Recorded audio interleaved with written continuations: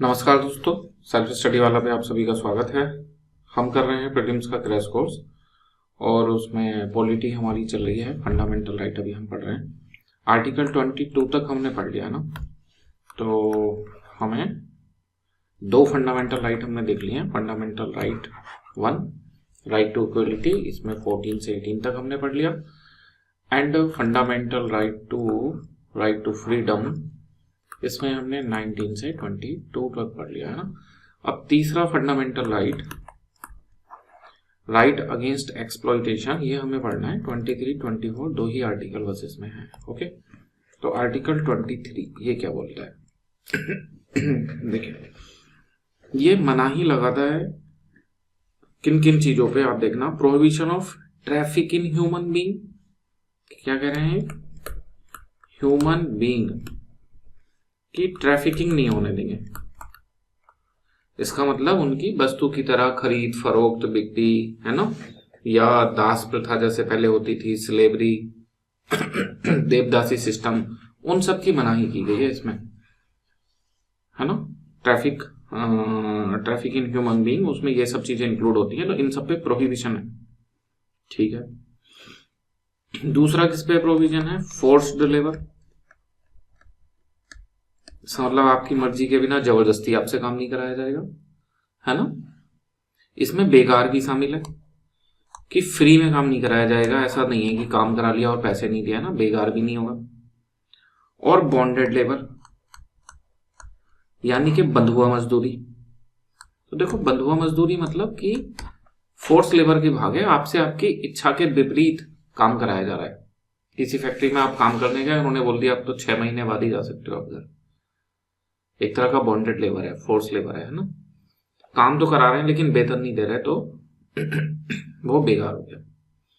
तो ये bonded labour की मनाही करता है, बेकार की मनाही करता है, फोर्स लेबर की मनाही करता है, and trafficking in human being इसकी मनाही करता है। चाहे महिला हो, चाहे बच्चे हो, चाहे पुरुष हो, सब पे लागू होता है। ठीक।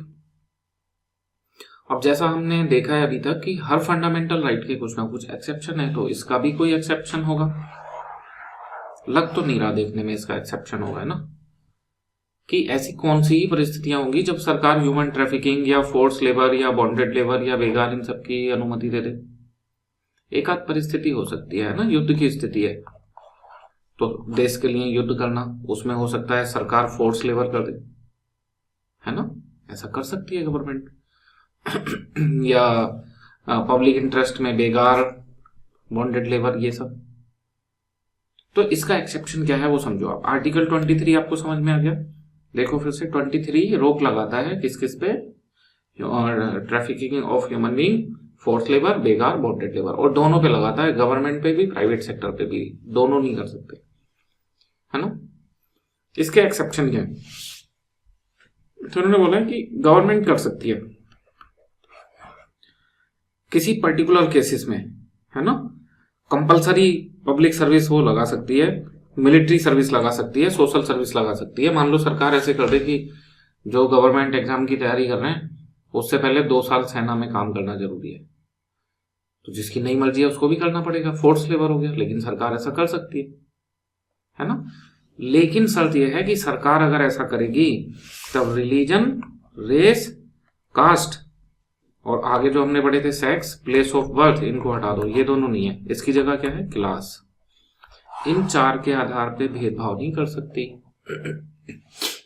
समझ में आया। 23 बोलता है कि ह्यूमन ट्रैफिकिंग नहीं होगी, फोर्स लेबर नहीं होगा, बेगार नहीं होगा, बॉन्डेड लेबर नहीं होगा।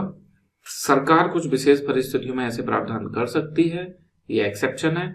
लेकिन अगर सरकार ने ऐसा करा तो वो इन 4 आधार पे भेदभाव नहीं करेगी। चौथा आधार नया जुड़ा इसमें, क्लास यानी कि वर्ग, lower class, middle class, upper class, अमीर गरीब का भेदभाव नहीं होगा। अगर ऐसी फोर्स सर्विस लाए तो उसको जो अमीर के बच्चे हैं उन्हें भी करना पड़ेगा और बाकी सबको भी करना पड़ेगा। 23 कंप्लीट हो गया, इतना सिंपल सा है बस, है ना। हमने फंडामेंटल राइट भी देख लिया और हमने उसके एक्सेप्शन भी देख लिए। अब जब भी ऐसे आए तो आप पीछे रिवाइज कर लेना। अब तक हमने ऐसा 15, 16 और अब ये 23 में पढ़ा है। 15 में था religion, race, caste, sex, place of birth, इसमें ये 5 थे, प्लस 2 और थे, है ना, एक डिसेंट था एंड एक रेजिडेंस।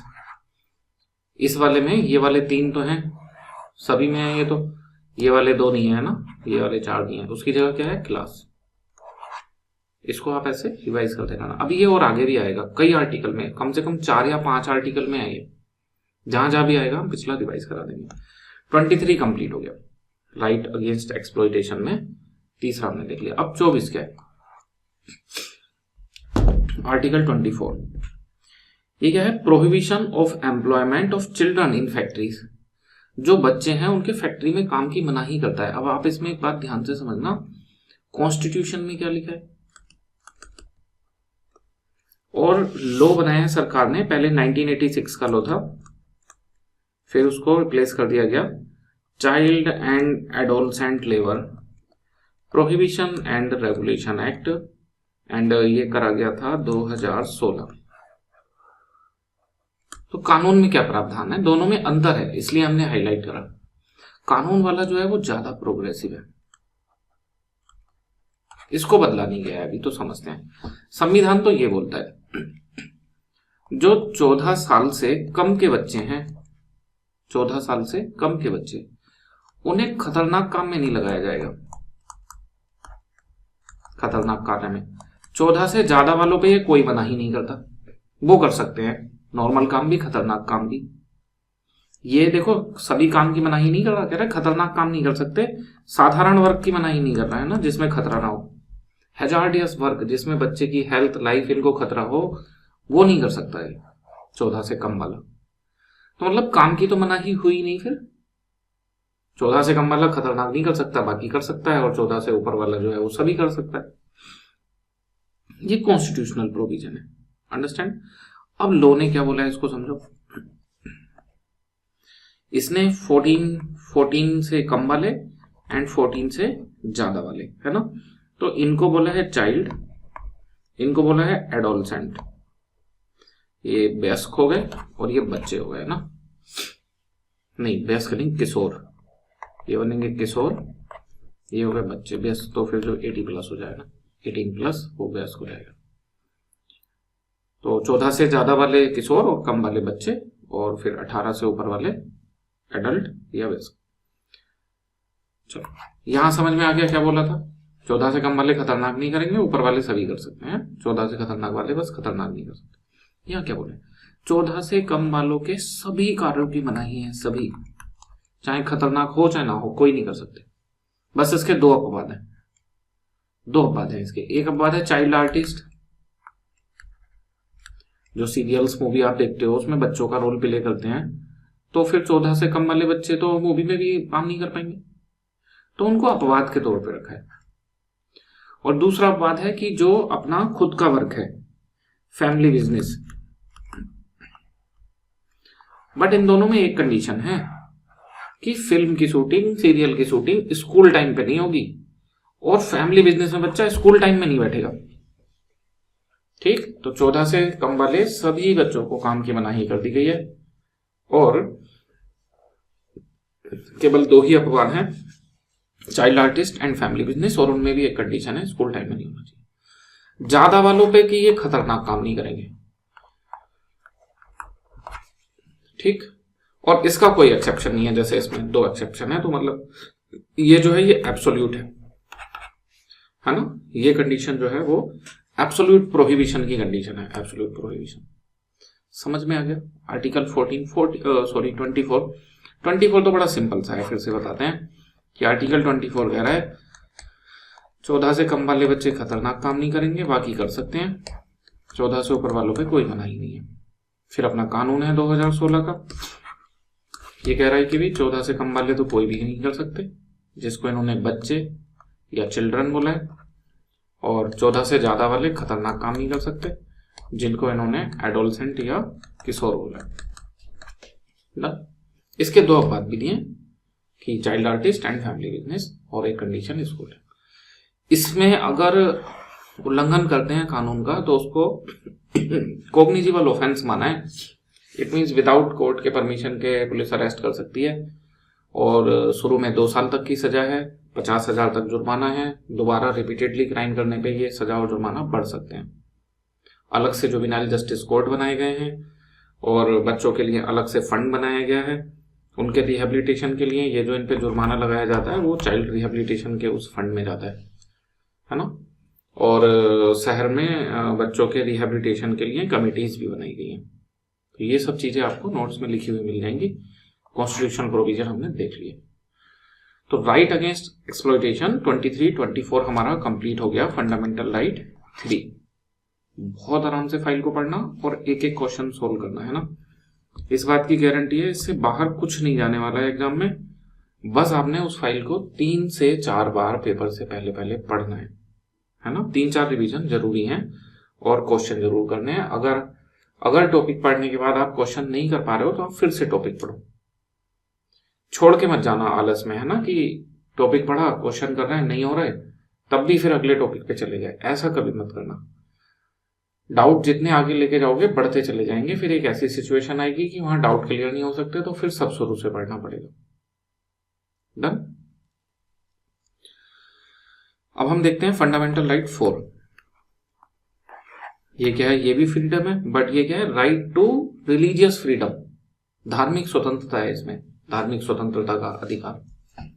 तो इसमें कौन कौन से आर्टिकल हैं ये देखना।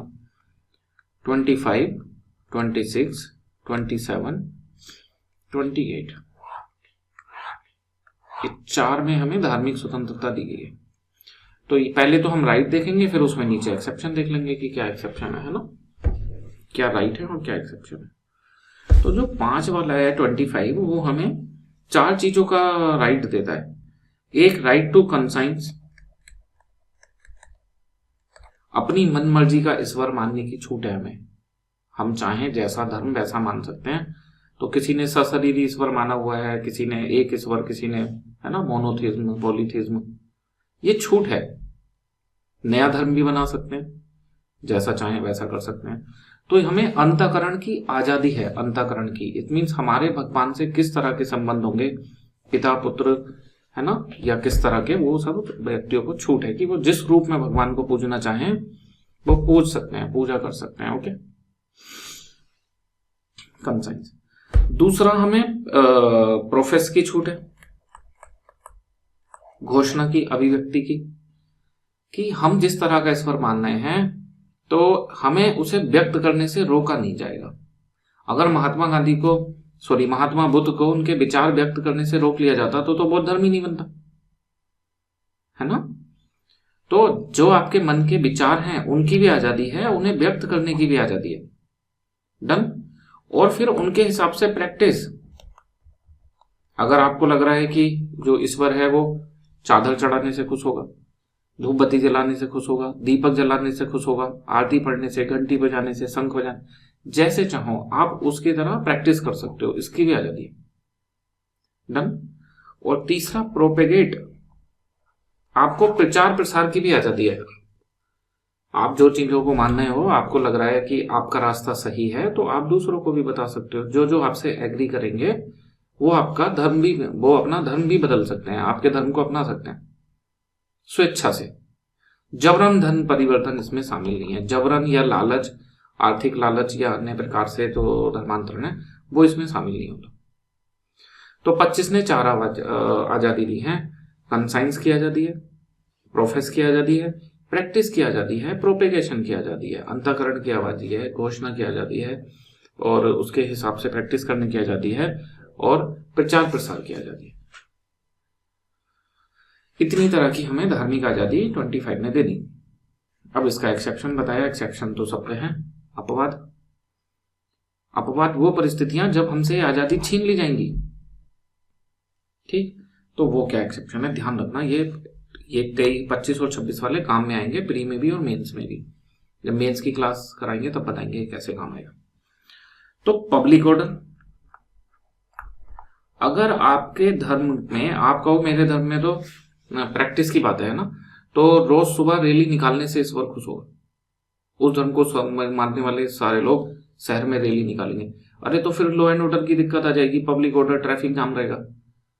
तो उस किस स्थिति में आपकी ये वाली आजादी छीन ली जाएगी कि नहीं, आप ऐसा नहीं कर सकते। आप कहोगे संविधान में मुझे आजादी है, तो वो कहेंगे नहीं, पब्लिक ऑर्डर उसका एक एक्सेप्शन है, पब्लिक ऑर्डर को खतरा होने की स्थिति में आपकी आजादी छीन सकती है। है ना, एक एक्सेप्शन हो गया। दूसरा मोरलिटी, आप धर्म के नाम पे कुछ ऐसी चीजों का बढ़ावा दो जो समाज में नैतिकता का पतन करती हो, तब भी आपको वो चीजें करने से रोका जा सकता है। भले से आपको धर्म की अंतःकरण की आजादी है, पर आपको वो करने से रोका जा सकता है क्योंकि आप समाज की नैतिकता का पतन कर रहे हो, है ना। तीसरा हेल्थ, ये बहुत की फैक्टर है, स्वास्थ्य। अगर आपके धर्म में आप कोई ऐसी प्रैक्टिस कर रहे हो जिससे लोगों के स्वास्थ्य पे खराब प्रभाव पड़ेगा, है ना, जैसे कि आप कहो कि हमें तो जो जो जो लोग हैं उन्हें मिट्टी में पूरा दबा के बस सिर ऊपर रहे और इतनी देर के लिए उन्हें उन पे फिर कुछ, है ना, कुछ केमिकल, कुछ पत्थर या इस तरह की चीजें मारी जाएं, तो उससे तो दूसरा आदमी मर सकता है भाई। या फिर आपकी मान लो जैसे मुड़न है, तो नदी किनारे मुड़न है, तो उसमें बाल जा रहे हैं, गंदगी जा रही है, तो सरकार कहेगी कि ये पीने का पानी है, गंदा हो रहा है, हम ऐसा करने की अनुमति नहीं देते। फिर आप ये नहीं बोल सकते कि हमारे धर्म में अंतःकरण की आजादी है, तो हमारे यहाँ तो मुड़न होता है, हमारे धर्म में तो हम तो करेंगे। उस आजादी को स्वास्थ्य पे खतरा होने की स्थिति में रोका जा सकता है। अंडरस्टैंड? तो ये धार्मिक आजादी आपकी कब कब छिन सकती है? पब्लिक ऑर्डर के केस में छिन सकती है, मॉरलिटी के केस में छिन सकती है, हेल्थ के केस में छिन सकती है। और एक स्पेशल पॉइंट इसमें जो मेंस में भी काम आता है वो क्या है? Other provision of fundamental right. इसका मतलब आप अपनी मर्जी का जो धर्म मान रहे हो, प्रचार कर रहे हो, अगर वो किसी भी दूसरे फंडामेंटल राइट का उल्लंघन करता है, किसी भी दूसरे फंडामेंटल राइट का, तो आपको ऐसा करने से रोका जा सकता है।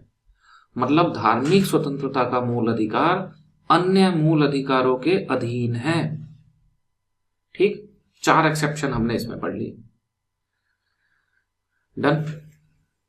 और ये घिचपिच भी बहुत ज्यादा हो गया, कुछ समझ भी नहीं आ रहा इसमें, तो अब समझने की जरूरत क्या है? क्लास में तो बता दिया, बाकी तो फाइल में पढ़ोगे, है ना। 4 आजादी, 4 प्रतिबंध। लो, ज्यादा समस्या दोबारा बता दे रहे, है ना। 4 आजादी हैं और 4 प्रतिबंध हैं। आजादी कौन सी है? कि कंसाइंस की आजादी है, अंतःकरण की आजादी। दूसरा प्रोफेस की आजादी है, घोषणा की आजादी। तीसरा प्रैक्टिस की आजादी है। फोर्थ प्रोपेगेट, प्रचार प्रसार की आजादी है। और public order, morality and health and other fundamental right, ये एक्सेप्शन है। फिर 26 में चलते हैं, क्या दिया हुआ है? आर्टिकल 26। ये जैसे आपने धर्म तो बना लिया, 25 में आपके मन में विचार भी आ गए, आपने घोषणा भी कर दी, लोग फॉलो भी करने लगे, उसके हिसाब से प्रैक्टिस भी करने लगे, प्रचार प्रसार करा और फॉलोअर बढ़ गए, पूरा धर्म बन गया। अब उस धर्म को मैनेज करने के लिए संस्थाएं भी तो बनानी पड़ेंगी, जमीन लेके उससे रिलेटेड कुछ इंस्टीट्यूशन भी तो बनाने पड़ेंगे, है ना। जैसे मंदिर बनाना पड़ेगा, कोई ट्रस्ट बनाना पड़ेगा, वक्फ बोर्ड बनाना पड़ेगा। ठीक, तो आर्टिकल 26 उन सब की आजादी देता है, उन सब की आजादी, है ना, कि जितने भी रिलीजियस डिनोमिनेशन होंगे वो इंस्टीट्यूट खोल सकते हैं। संस्था नहीं खोलेंगे तो प्रचार प्रसार। महात्मा बुद्ध में आप पढ़ते हो, बुद्धम शरणम गच्छामि, संघम शरणम गच्छामि, है ना।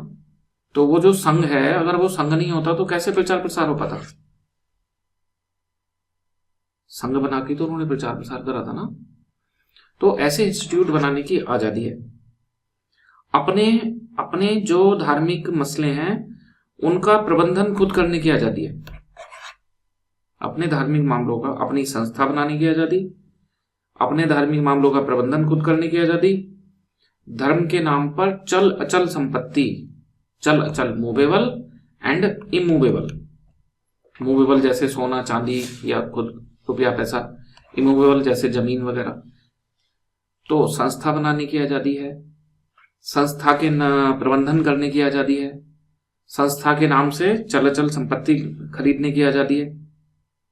ठीक, और सरकार के कानूनों के अधीन रहते हुए ये पूरे के प्रशासन की आजादी है। इसके भी अपवाद होंगे, तो इसके यही सेम अपवाद हैं, बस अदर फंडामेंटल राइट नहीं है। इसमें बस 3 अपवाद हैं कि पब्लिक ऑर्डर की स्थिति में आपकी आजादी छिन सकती है, हेल्थ में छिन सकती है, मॉरलिटी में छिन सकती है, लेकिन आर्टिकल 26 जो है वो अदर फंडामेंटल राइट के अधीन नहीं है। अब देखो 25-26 में दो अंतर स्पष्ट आ रहे हैं यहां से, है ना। एक इसमें से कोई ये बता सकता है, सोच के वीडियो पॉज करके दिमाग में सोचना, इसमें से कौन सा राइट इंडिविजुअल को मिला हुआ है और कौन सा ग्रुप को मिला हुआ है, सोच के बताना। ये इंडिविजुअल का राइट है ना, जैसा ईश्वर चाहो वैसा प्रचार प्रसार करो, उसके हिसाब से पूजा करो, प्रबंधन करो, घोषणा करो, व्यक्तिगत रूप से ही तो मिला हुआ है ये, है ना। जो आपका अंतःकरण है वो जैसा ईश्वर मानने की अनुमति दे रहा है वैसा मानो, इंडिविजुअल राइट है। अब यहाँ एक व्यक्ति ने कुछ ऐसे प्रचार प्रसार करा, उसका अच्छा खासा धर्म बन गया, उस धर्म में 1 लाख फॉलोअर्स हो गए, तो अब ये अपने पूरे धर्म को मैनेज करने के लिए संस्था खोलेंगे, तो ये तो पूरे समूह के लिए खोल रही है, तो ये सामूहिक अधिकार है और ये व्यक्तिगत अधिकार है। अब यहां से कंसेप्ट है, जब बहुत बड़े समूह के अधिकार हैं तो उन्हें इंडिविजुअल के फंडामेंटल राइट के अधीन नहीं रखा गया, है ना, क्योंकि समूह के अधिकार ऐसे नहीं छीन सकते आप। लेकिन एक अकेले व्यक्ति का फंडामेंटल राइट, तो वो अदर पर्सन के फंडामेंटल राइट के अधीन है। समझ गए ना, मतलब एक लॉजिक बना रहे हैं कि इसमें 4 एक्सेप्शन थे तो इसमें 3 क्यों रखे हैं, फिर अदर फंडामेंटल राइट नहीं रखा क्योंकि ये समूह के अधिकार हैं।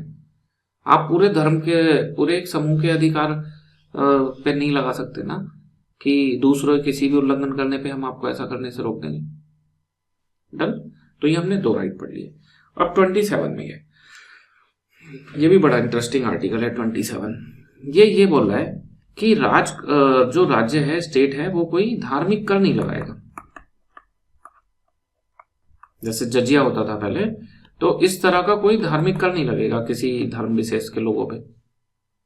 ठीक है, मत लगाओ। दूसरा उपाय है, जो सरकार टैक्स इकट्ठा कर रही है, normal income tax, corporation tax, उसे किसी एक धर्म पे खर्च कर दो। ये भी नहीं कर सकते, इसकी भी मनाही है। तो कर को किसी पर्टिकुलर धर्म, किसी विशेष धर्म के बढ़ावा देने के लिए खर्च नहीं करा जा सकता। इकट्ठा किए गए कर को धार्मिक कर तो लगा ही नहीं सकते, और जो नॉर्मल कर इकट्ठा करा है उसे भी विशेष धर्म पे नहीं कर सकते।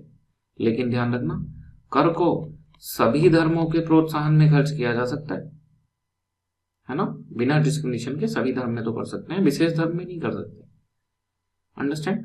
एक और केस है इसका कि सरकार आजादी के बाद ही हज सब्सिडी देती हुई आ रही है कि हज यात्रा पे जितना खर्चा आता है तो उसका अधिकतम व्यय सरकार उठाती है। तो इसको सुप्रीम कोर्ट में चुनौती दे दी कुछ लोगों ने कि ये लोगों के कर का पैसा है, तो इसको एक धर्म की बढ़ोतरी पे क्यों खर्च करा जा रहा है। तो सुप्रीम कोर्ट ने वहां पे एक डिसीजन दिया जिसको बोलते हैं सब्सटेंशियल पार्ट क्राइटेरिया।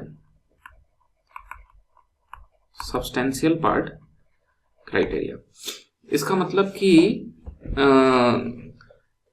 सरकार का 55 लाख करोड़ का बजट है और उसमें से उसने 50 लाख रुपए हज सब्सिडी पे खर्च कर दिए, तो ये कोई बहुत बड़ा अमाउंट नहीं है ना, कि उसको अनुच्छेद 27 का उल्लंघन माना जाए। 27 का उल्लंघन तभी माना जाएगा जब कर की बहुत बड़ी राशि किसी धर्म पे खर्च करी जा रही हो, एक सब्सटेंशियल पार्ट कर का खर्च किया जा रहा हो। अंडरस्टैंड। तो आपका आर्टिकल 27 भी कंप्लीट हो गया। क्या सीखा आपने 27 में? कोई धार्मिक कर नहीं लगाया जाएगा, नॉर्मल कर्म को किसी विशेष धर्म पे खर्च नहीं करा जाएगा, लेकिन सभी पे करा जा सकता है, और अगर किसी विशेष धर्म पे खर्च करा जा रहा है तो उसे 27 का उल्लंघन तभी करा जाएगा जब बड़ा अमाउंट खर्च करा जा रहा है, छोटे मोटे अमाउंट को नहीं माना जाएगा। एक और कंडीशन है इसमें कि सरकार, जो इसका एक्सेप्शन है, कि सरकार टैक्स तो नहीं लगा सकती किसी धार्मिक गतिविधि पे या किसी व्यक्तिगत धर्म पे, लेकिन सरकार शुल्क ले सकती है, फीस ले सकती है। जैसे मान लो अमरनाथ यात्रा है, वहां हेलीकॉप्टर की सर्विस उपलब्ध कराई जा रही है, तो अगर गवर्नमेंट करा रही है तो उसके बदले पैसे ले सकती है ना।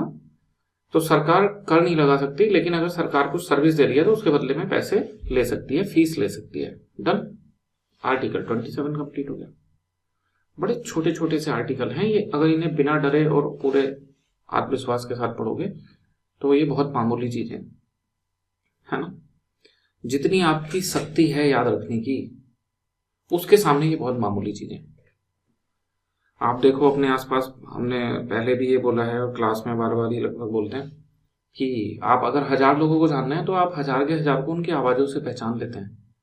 यह आपके दिमाग की शक्ति है कि वो इतना कुछ भी याद कर लेता है। तो ये तो मामूली चीजें हैं, 25, 26, 27, 28 आर्टिकल में क्या ही दिक्कत आएगी, है ना। बस आपको जो है शक्ति आपकी सुसुप्त अवस्था में है, आपने उसको जागृत करने की जरूरत है ना। हनुमान जी अपना बल भूल जाते थे, वैसे आप अपना बल भूल के बैठे हो, ठीक। तो बहुत शांत दिमाग से पढ़ो, आपको आसान लगेगा। आर्टिकल 28 रिवीजन करते हैं थोड़ा सा।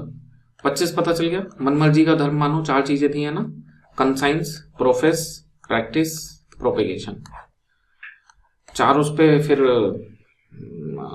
क्या बोलते हैं, एक्सेप्शन थे, प्रतिबंध थे या अपवाद थे उसके।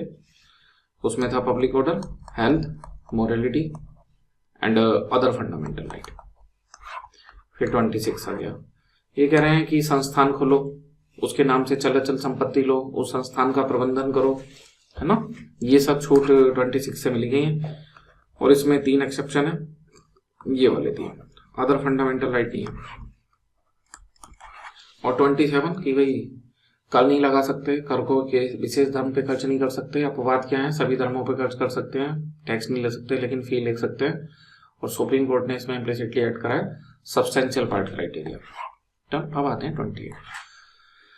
28 ये बोलता है कि स्कूलों में धार्मिक शिक्षा की मनाही है।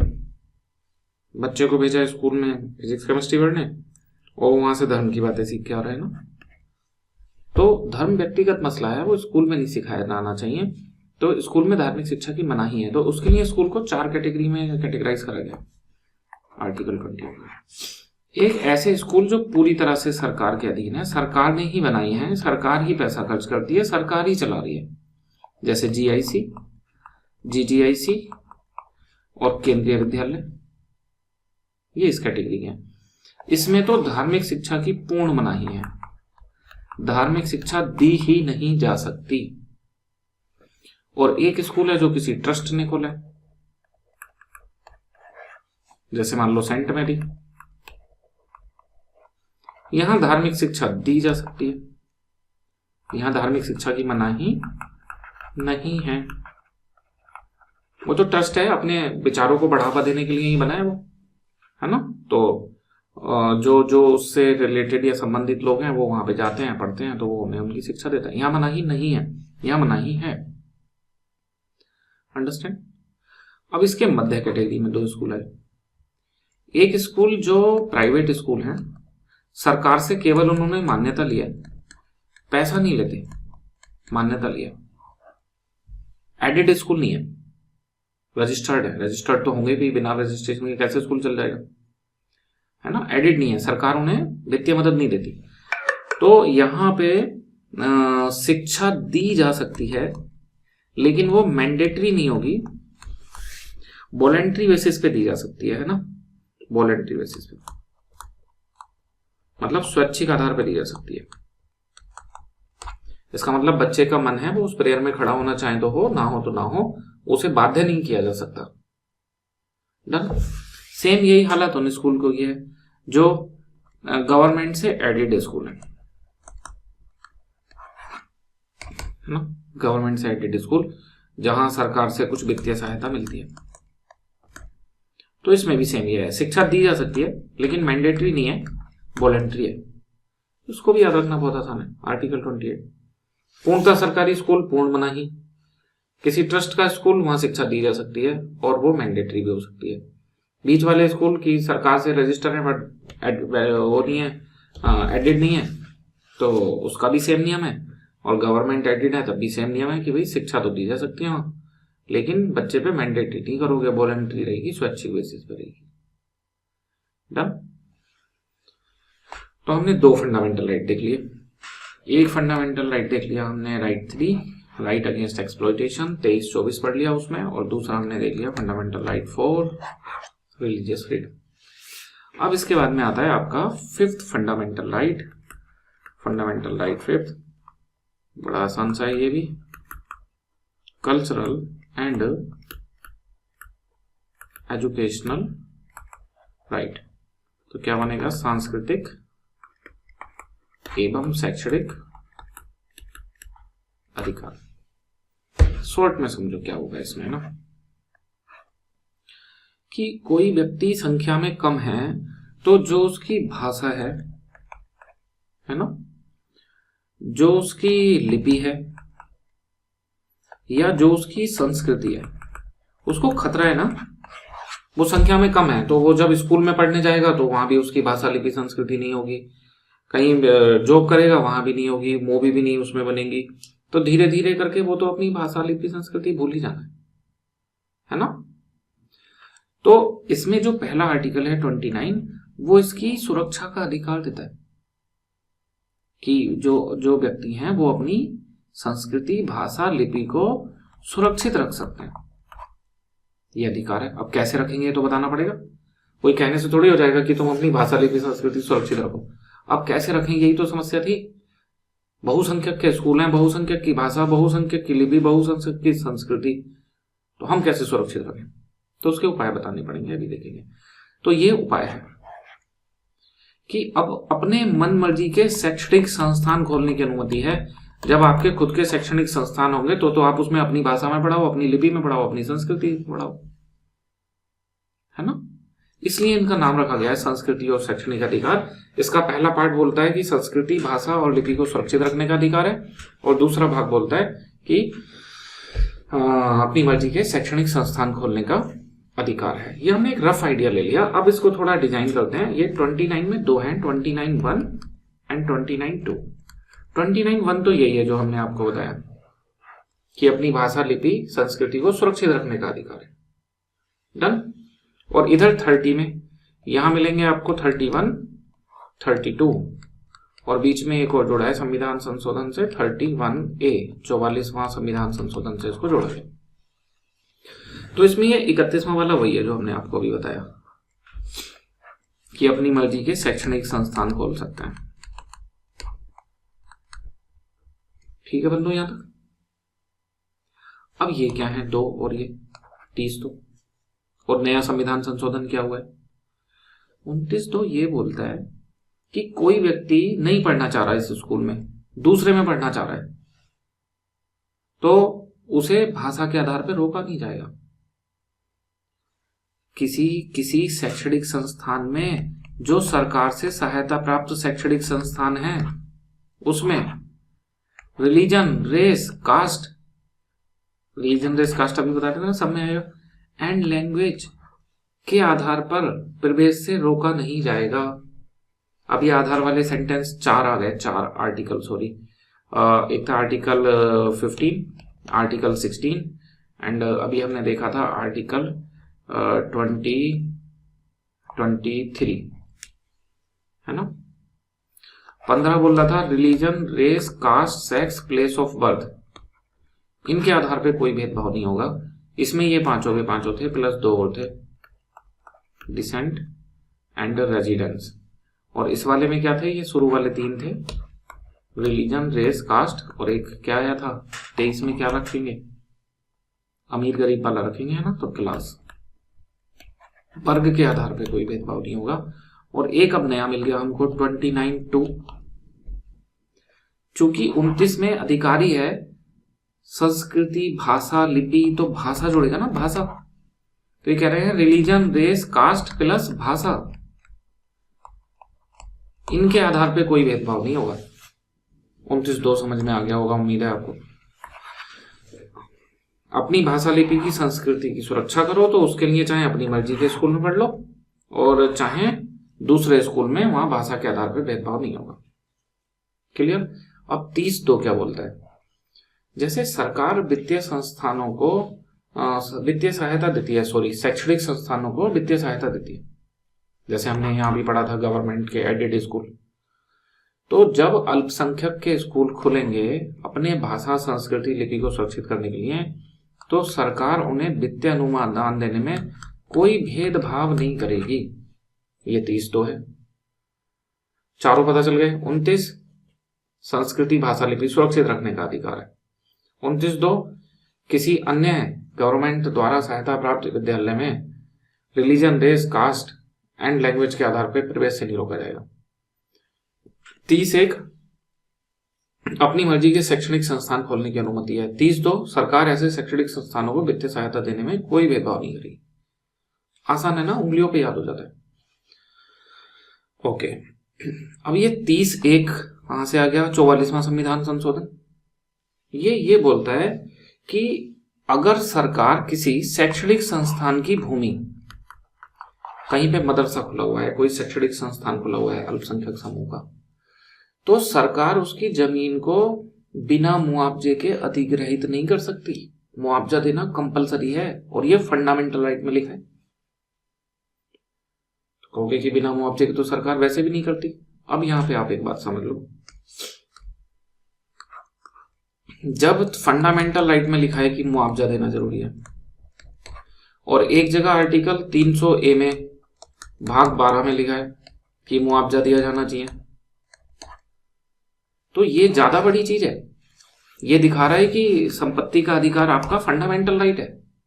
सरकार बिना मुआवजे के नहीं ले सकती, कानून बना के नहीं ले सकती, संविधान में संशोधन करना पड़ेगा।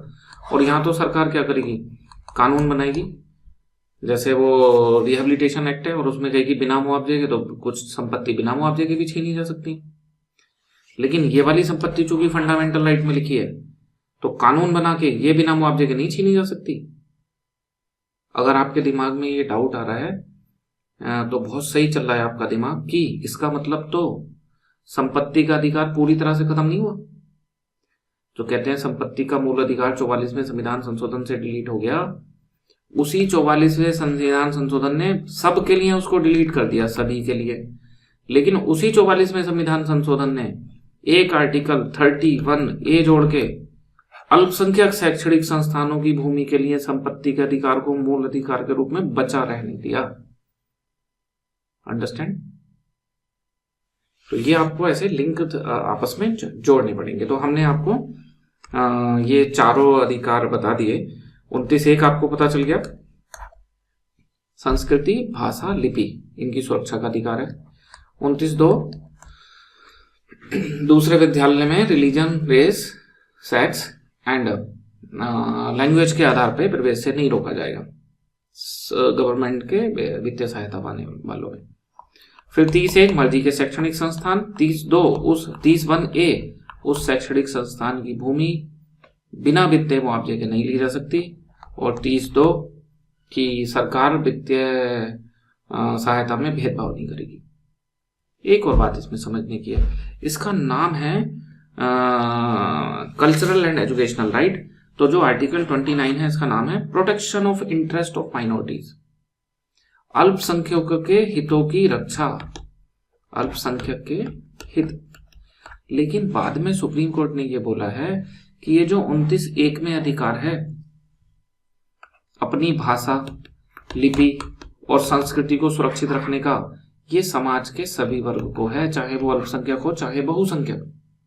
तो ये भी आप याद रखेंगे कि 29 जो है, अनुच्छेद 29, वो सभी को समान रूप से प्राप्त है। लेकिन ये वाला जो है 30, ये अल्पसंख्यक को है। डन? एक बात आप इसमें ये याद रखेंगे। दूसरी बात, ये जो अनुच्छेद 30(1) है, ये 29(2) के अधीन है। Right under article 31, rights under article 31 are under article 29 of Indian constitution. ठीक, देखो कैसे इसका मतलब समझते हैं। जो जैसे हमने 29(2) में पढ़ा था कि 4 चीजें थी, religion, race, caste and language, इनके ग्राउंड पे डिस्क्रिमिनेशन नहीं होगा किसी दूसरे विद्यालय में। तो जब आपके साथ दूसरे विद्यालय में भेदभाव नहीं हो रहा, तो आप अपना शैक्षणिक संस्थान खोलोगे 30(1) में, तो आप भी इन 4 ग्राउंड पे किसी के साथ भेदभाव नहीं करोगे। अंडरस्टैंड? इसलिए बोल रहे हैं कि 30(1) 29(2) के अधीन है। चलो भाई, तो हमारे 5 फंडामेंटल राइट हो गए, है ना। छठा फंडामेंटल राइट पढ़ना है आर्टिकल 32 में। आर्टिकल 30 तक हम पहुंच गए और हमारे 5 फंडामेंटल राइट हो गए। अब आर्टिकल 32 में हमारा 6वां फंडामेंटल राइट है राइट टू कॉन्स्टिट्यूशनल रेमेडीज। तो 31 में क्या है ना, ये एक चर्चा का विषय पहले तो 31 में ध्यान रखना। 31 में पहले क्या था, राइट टू एसेट या संपत्ति का अधिकार। संपत्ति का अधिकार तो पहले 7 फंडामेंटल राइट थे, ये 6वां था, ये 7वां था, पर इसको डिलीट कर दिया। अभी आपने देखा 44 में संविधान संशोधन से इसको डिलीट कर दिया, और अभी इसको संविधान के भाग 12 में आर्टिकल 300A में लिख दिया।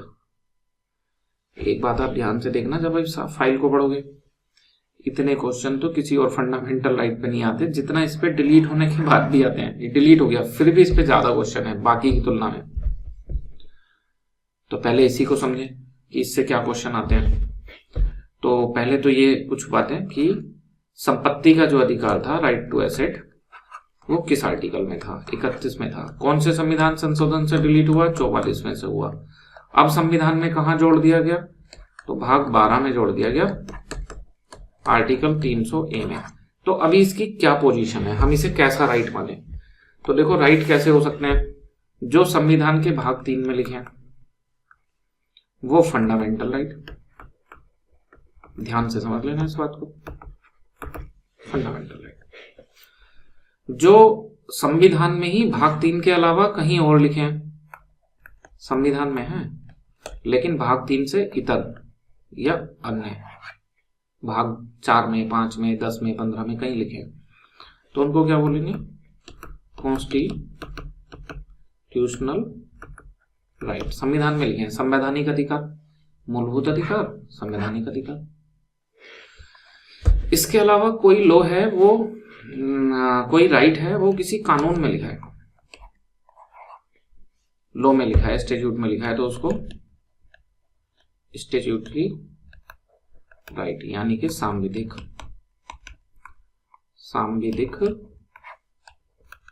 अधिकार, इसको बोलेंगे संवैधानिक, और इसको मूलभूत। अब कुछ अधिकार ऐसे हैं जो यहां भी लिखे हैं, यहां भी लिखे हैं, जैसे संपत्ति का अधिकार। संपत्ति अधिग्रहण के लिए सरकार ने कानून बनाए हुए है ना, रिहेबिलिटेशन एंड कुछ ऐसे एक्ट है ना, 2014 या समथिंग का, पढ़ेंगे बाद में, उस पर भी क्वेश्चन आ जाते हैं खासकर एथिक्स के पेपर में। तो वो एक्ट में भी लिखा है, और वो आर्टिकल 300 में संविधान में भी लिखा है संपत्ति का अधिकार, वहां भी लिखा है कि मुआवजा दिया जाएगा, और यहां भी लिखा है। तो अब संपत्ति के अधिकार को क्या माने, कॉन्स्टिट्यूशनल राइट, स्टैट्यूटरी राइट या फंडामेंटल राइट। क्वेश्चन तो ऐसे आ जाता है, संपत्ति का अधिकार है, उसमें ए बना देंगे, बी ए, सी ए। अब तो कंफ्यूजन है कि 300A में लिखा है तो कॉन्स्टिट्यूशनल लगाएं, या कानून में लिखा है तो स्टैट्यूटरी लगाएं, है ना। और उसी में एक और विकल्प जोड़ दें, डी, लीगल राइट। तो आंसर पता है क्या आता है उसका, लीगल राइट। आयोग उसका आंसर सही मानता है, लीगल राइट यानी कि विधिक अधिकार। अब ये भला तो समझनी पड़ेगी कि ये क्या चक्कर है, फंडामेंटल राइट नहीं है, ए नहीं आएगा, ये तो समझ आ गया, लेकिन आर्टिकल 300A में लिखा है तो बी आना चाहिए ना, जो कानून में लिखा है तो सी आना चाहिए, डी कहां से आ गया, है ना। सेम ऐसा ही एक दूसरा एग्जाम्पल देते हैं, ये भी क्वेश्चन आता है पेपर में कि वोट डालने का अधिकार कौन सा अधिकार है भाई, right to vote. Right to vote जो है वो आर्टिकल 326 में लिखा है, यूनिवर्सल एडल्ट फ्रेंचाइज, कि 18 वर्ष से अधिक के सबको वोट डालने की छूट रहेगा, है ना, उन्हें रोका नहीं जाएगा। तो आर्टिकल में भी लिखा है। और रिप्रेजेंटेशन ऑफ पीपल एक्ट 1951 में, 50 वाले में नहीं, दो हैं ये, 50 में नहीं, 51 वाले में, वहां भी वोट डालने का अधिकार है। तो सेम टू सेम क्वेश्चन दोनों जगह अप्लाई होता है, right to asset and right to vote. और जिन लोगों ने पहले पेपर दिया है वो जानते हैं दोनों ही पेपर में आते हैं, और दोनों का आंसर क्या रहता है, लीगल राइट। तो अब आप समझ लो थोड़ा सा ये क्या मसला है। फंडामेंटल राइट, कॉन्स्टिट्यूशनल राइट आपको क्लियर है, स्टैट्यूटरी राइट भी आपको क्लियर है। लीगल राइट क्या होते हैं, जो राइट एक से ज्यादा जगह से मिलते हैं, चाहे वो कानून से मिले हो, संविधान से मिले हो, इन सबको मिला के लीगल राइट बोल सकते हैं। फंडामेंटल राइट को छोड़ के जो भी राइट है वो लीगल राइट है। कानून से मिला है, प्रथा से मिला है, एग्जीक्यूटिव ऑर्डर से मिला है, कॉन्स्टिट्यूशन से मिला है। तो इट मीन्स जब आप आंसर लगाते हो लीगल राइट तो उसमें कॉन्स्टिट्यूशनल एंड स्टैट्यूटरी दोनों शामिल होते हैं, है ना। तो अब कभी क्वेश्चन आ जाए कि राइट टू वोट या आ जाए राइट टू एसेट, संपत्ति का अधिकार या वोट डालने का अधिकार, कौन सा राइट है? फंडामेंटल राइट तो नहीं है ना। बी कॉन्स्टिट्यूशनल राइट है, सी स्टैट्यूटरी राइट है, डी लीगल राइट है। पर इसमें आंसर क्या लगेगा? Legal right. अगर लीगल राइट विकल्प में नहीं है, लीगल राइट विकल्प में नहीं है, तब आंसर आएगा स्टैट्यूटरी राइट। तो फर्स्ट प्रायोरिटी आपकी इस क्वेश्चन का पहला आंसर आपका है लीगल राइट या विधिक अधिकार। अगर ये विकल्प में नहीं है तो स्टैट्यूटरी राइट या फिर सांविधिक अधिकार। अगर ये भी विकल्प में नहीं है तो कॉन्स्टिट्यूशनल राइट। फंडामेंटल राइट तो लगाएंगे ही नहीं, जो कि फंडामेंटल राइट नहीं है ना। और ऐसे आ जाए अल्पसंख्यक शैक्षणिक संस्थानों के लिए संपत्ति का अधिकार, तो उसका आंसर ये भी आ सकता है आर्टिकल 31A 44वें संविधान संशोधन से जुड़ा है ना। ओके, तो हम क्या पढ़ रहे थे कि हमने 30 तक 5 फंडामेंटल राइट पढ़ लिए। अब 32 वाला राइट हमें पढ़ना है। उससे पहले 31 में संपत्ति का अधिकार भले से ही डिलीट हो गया हो, बट उस पर लगातार क्वेश्चन आते हैं, तो वो हमने देख लिया क्या क्या है, कौन से भाग में है, कॉन्स्टिट्यूशनल राइट है या लीगल राइट है, किस तरह के मसले हैं वो हमने देख लिए। अब इसके अलावा यहाँ पे 3 आर्टिकल और हैं, 31A, 31B एंड 31C। इनको भी समझ लो ये क्या है। ये एक्सेप्शन है, फंडामेंटल राइट के एक्सेप्शन। हमने आपको पहले बताया था कि अगर कोई कानून है वो फंडामेंटल राइट का उल्लंघन नहीं कर सकता, वरना वो कानून सुप्रीम कोर्ट नष्ट कर देता है। इससे बचने के 2 तरीके हैं। पहला तरीका, इस फंडामेंटल राइट को चेंज कर दो इस तरह से कि आपका कानून अब इसका उल्लंघन ना करे, तो आपका कानून बच जाएगा। संसद के पास इसकी पावर है, वो संविधान संशोधन कर सकती है, पर उसमें ज्यादा बहुमत लगता है ना। एक दूसरा तरीका कि सरकार संविधान संशोधन नहीं करना चाह रही, बस किसी संविधान संशोधन कर दिया तो भविष्य के सभी कानूनों को छूट मिल जाएगी। सरकार चाह रही है बस इसी विशेष कानून को छूट मिले, बाकी सबको ना मिले।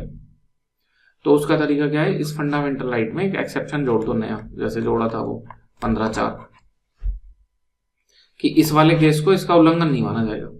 ये भी संविधान संशोधन करके ही होगा।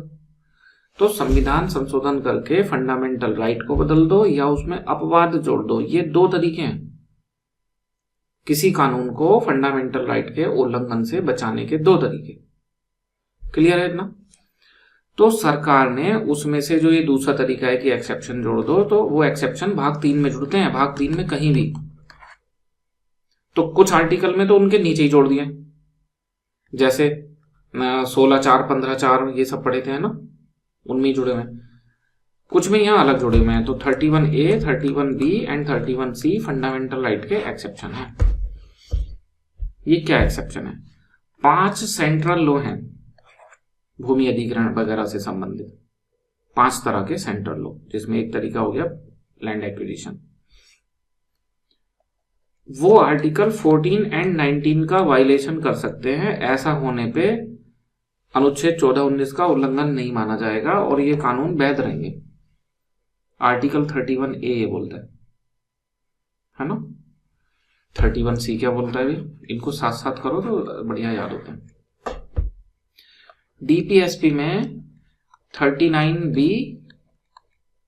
हाँ बी है में भी, और 39C, इनको लागू करने के लिए कोई एक्ट आया है और वो 14 और 19 का उल्लंघन कर रहा है, तो उसको अवैध नहीं माना जाएगा। इसका मतलब ऐसे एक्ट को 14 और 19 से सुरक्षा है। ये कौन से कानून है? सॉरी, डीपीएसपी है 39B और C में, कि धन का संकेंद्रण नहीं होने देंगे, अर्थव्यवस्था का संचालन ऐसे करेंगे कि पूरे समाज के हित में हो, इस तरह की बातें इनमें लिखी। ठीक है। तो ये 39 बी और सी को लागू करने के लिए कानूनों को 14 और 19 से बचाता है, और ये 5 सेंट्रल कानूनों को 14 और 19 के उल्लंघन से बचाता है। 31 बी क्या करता है, इसमें उल्टा है, ये वाले कानून 14 और 19 में दिए गए मूलभूत अधिकारों का उल्लंघन कर सकते हैं, और 31 बी ये कह रहा है कि केंद्र सरकार के कानून और राज्य सरकार के भूमि सुधार के कानून, केंद्र सरकार के अन्य भी हो सकते हैं, इन्हें ये 14, 19, 21 फंडामेंटल राइट और है इसमें, सॉरी, बेसिक स्ट्रक्चर, एक राइट और है इसमें, कौन सा है, 31 बी। देखो एक मिनट, 39 बी में 14, 19, 21, 15, 14, 15, 19, 21 बेसिक स्ट्रक्चर, इन्हें छोड़कर बाकी का उल्लंघन कर सकते हैं। ये वाले इनका उल्लंघन कर पा रहे थे, और ये इन्हें छोड़कर बाकी का, अगर ये 14, 15, 19, 21 बेसिक स्ट्रक्चर का उल्लंघन करता है तो इन्हें समाप्त किया जा सकता है, उतना ठीक है। फिर सरकार ने ये बोला कि 9वीं अनुसूची में अगर डाल दिया, 9वीं अनुसूची में, तो जुडिशियल रिव्यू नहीं होगा। जब जुडिशियल रिव्यू नहीं होगा तो ये कैसे पता लगेगा 14, 15, 19 बेसिक स्ट्रक्चर का उल्लंघन हो रहा है नहीं हो रहा, ये तो जुडिशियल रिव्यू करने पे पता चलेगा। तो इस केस का नाम याद रखना, ये पेपर में आ सकता है, IR कोहिलो, ऐसे बनेगा हिंदी में तो कोलियो है, कोहिलो है ना, IR कोलियो केस, और ये केस है 2007 का। इसने ये बोल दिया कि चूंकि बेसिक स्ट्रक्चर का उल्लंघन नहीं हो कर सकता है संविधान संशोधन, तो जिस सुप्रीम कोर्ट के डिसीजन में ये बेसिक स्ट्रक्चर की बात आई थी, केशवानंद भारती 1973 में, उसके बाद में 9वीं अनुसूची में जो भी कानून जोड़े गए उनका जुडिशियल रिव्यू हो सकता है, और सभी फंडामेंटल राइट के उल्लंघन पे नहीं हो सकता, केवल इन्हीं 14, 15, 19, 21 और बेसिक स्ट्रक्चर का उल्लंघन अगर वो कानून करते हैं जो 9वीं अनुसूची में 1973 के बाद जोड़े गए। फैसला दे रहा है 2007 में, लेकिन पिछली डेट की 1973 के बाद जो भी कानून जोड़े गए हैं उनका जुडिशियल रिव्यू इन ग्राउंड पे हो सकता है। जनरली इनसे कम ही आता है, बट हमने बता दिया आपको 31 ABCD, जिससे कि अगर आ जाए तो आप कर पाओ, हो जाएगा तो ये भी अगर आ गया तो, है ना। अब पहुंचते हैं आर्टिकल 32 पे, इससे भी काफी क्वेश्चन आते हैं अभी। Article 32, right to constitutional remedy, संवैधानिक उपचारों का अधिकार। तो ये जो राइट है वो 4 प्रोविजन करता है। 4 क्या क्या करता है? नंबर 1, अगर किसी के फंडामेंटल राइट का वायलेशन होता है तो वो सीधे डायरेक्ट सुप्रीम कोर्ट जा सकता है। ऐसे नहीं कि पहले लोअर कोर्ट जाएगा, फिर हाई कोर्ट, फिर सुप्रीम कोर्ट, डायरेक्ट जा सकता है। इसका मतलब ये सुप्रीम कोर्ट का ओरिजिनल जुरिस्डिक्शन है। ओरिजिनल जुरिस्डिक्शन है, ये हम पढ़ेंगे बाद में जब सुप्रीम कोर्ट पढ़ेंगे क्या होता है ना।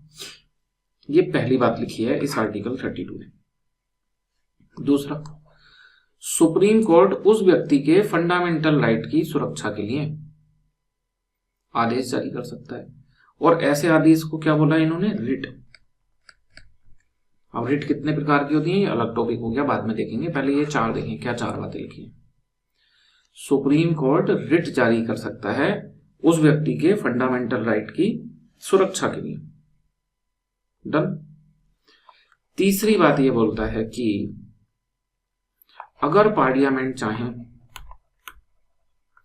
तो ये फंडामेंटल राइट के उल्लंघन के लिए ये रिट जारी करने की शक्ति किसी अदर कोर्ट को भी दे सकती है, लेकिन सुप्रीम कोर्ट से छीन नहीं सकती। अदर को दे दे, फिर भी सुप्रीम कोर्ट के पास तो ये शक्ति रहेगी ही रहेगी। अंडरस्टैंड? 4 बातें बोली आर्टिकल 32 में, ध्यान से सुन लेना। पहला, आप फंडामेंटल राइट के वायलेशन पे सीधा सुप्रीम कोर्ट जा सकते हो। दूसरा, सुप्रीम कोर्ट आपके राइट के प्रोटेक्शन के लिए 5 तरह की रिट जारी कर सकता है। वो 5 तरह की रिट हम बाद में पढ़ेंगे। तीसरा, संसद चाहे तो ये रिट जारी करने की शक्ति किसी अन्य कोर्ट को भी दे सकती है। अन्य कोर्ट में हाई कोर्ट शामिल नहीं है, चूंकि हाई कोर्ट को तो संविधान नहीं दे रखी है 226 में, तो संसद क्यों देगी फिर, है ना। तो सुप्रीम कोर्ट हाई कोर्ट के अलावा किसी अन्य कोर्ट को भी रिट जारी करने की शक्ति संसद दे सकती है, जो कि अभी तक उसने दी नहीं है। और नंबर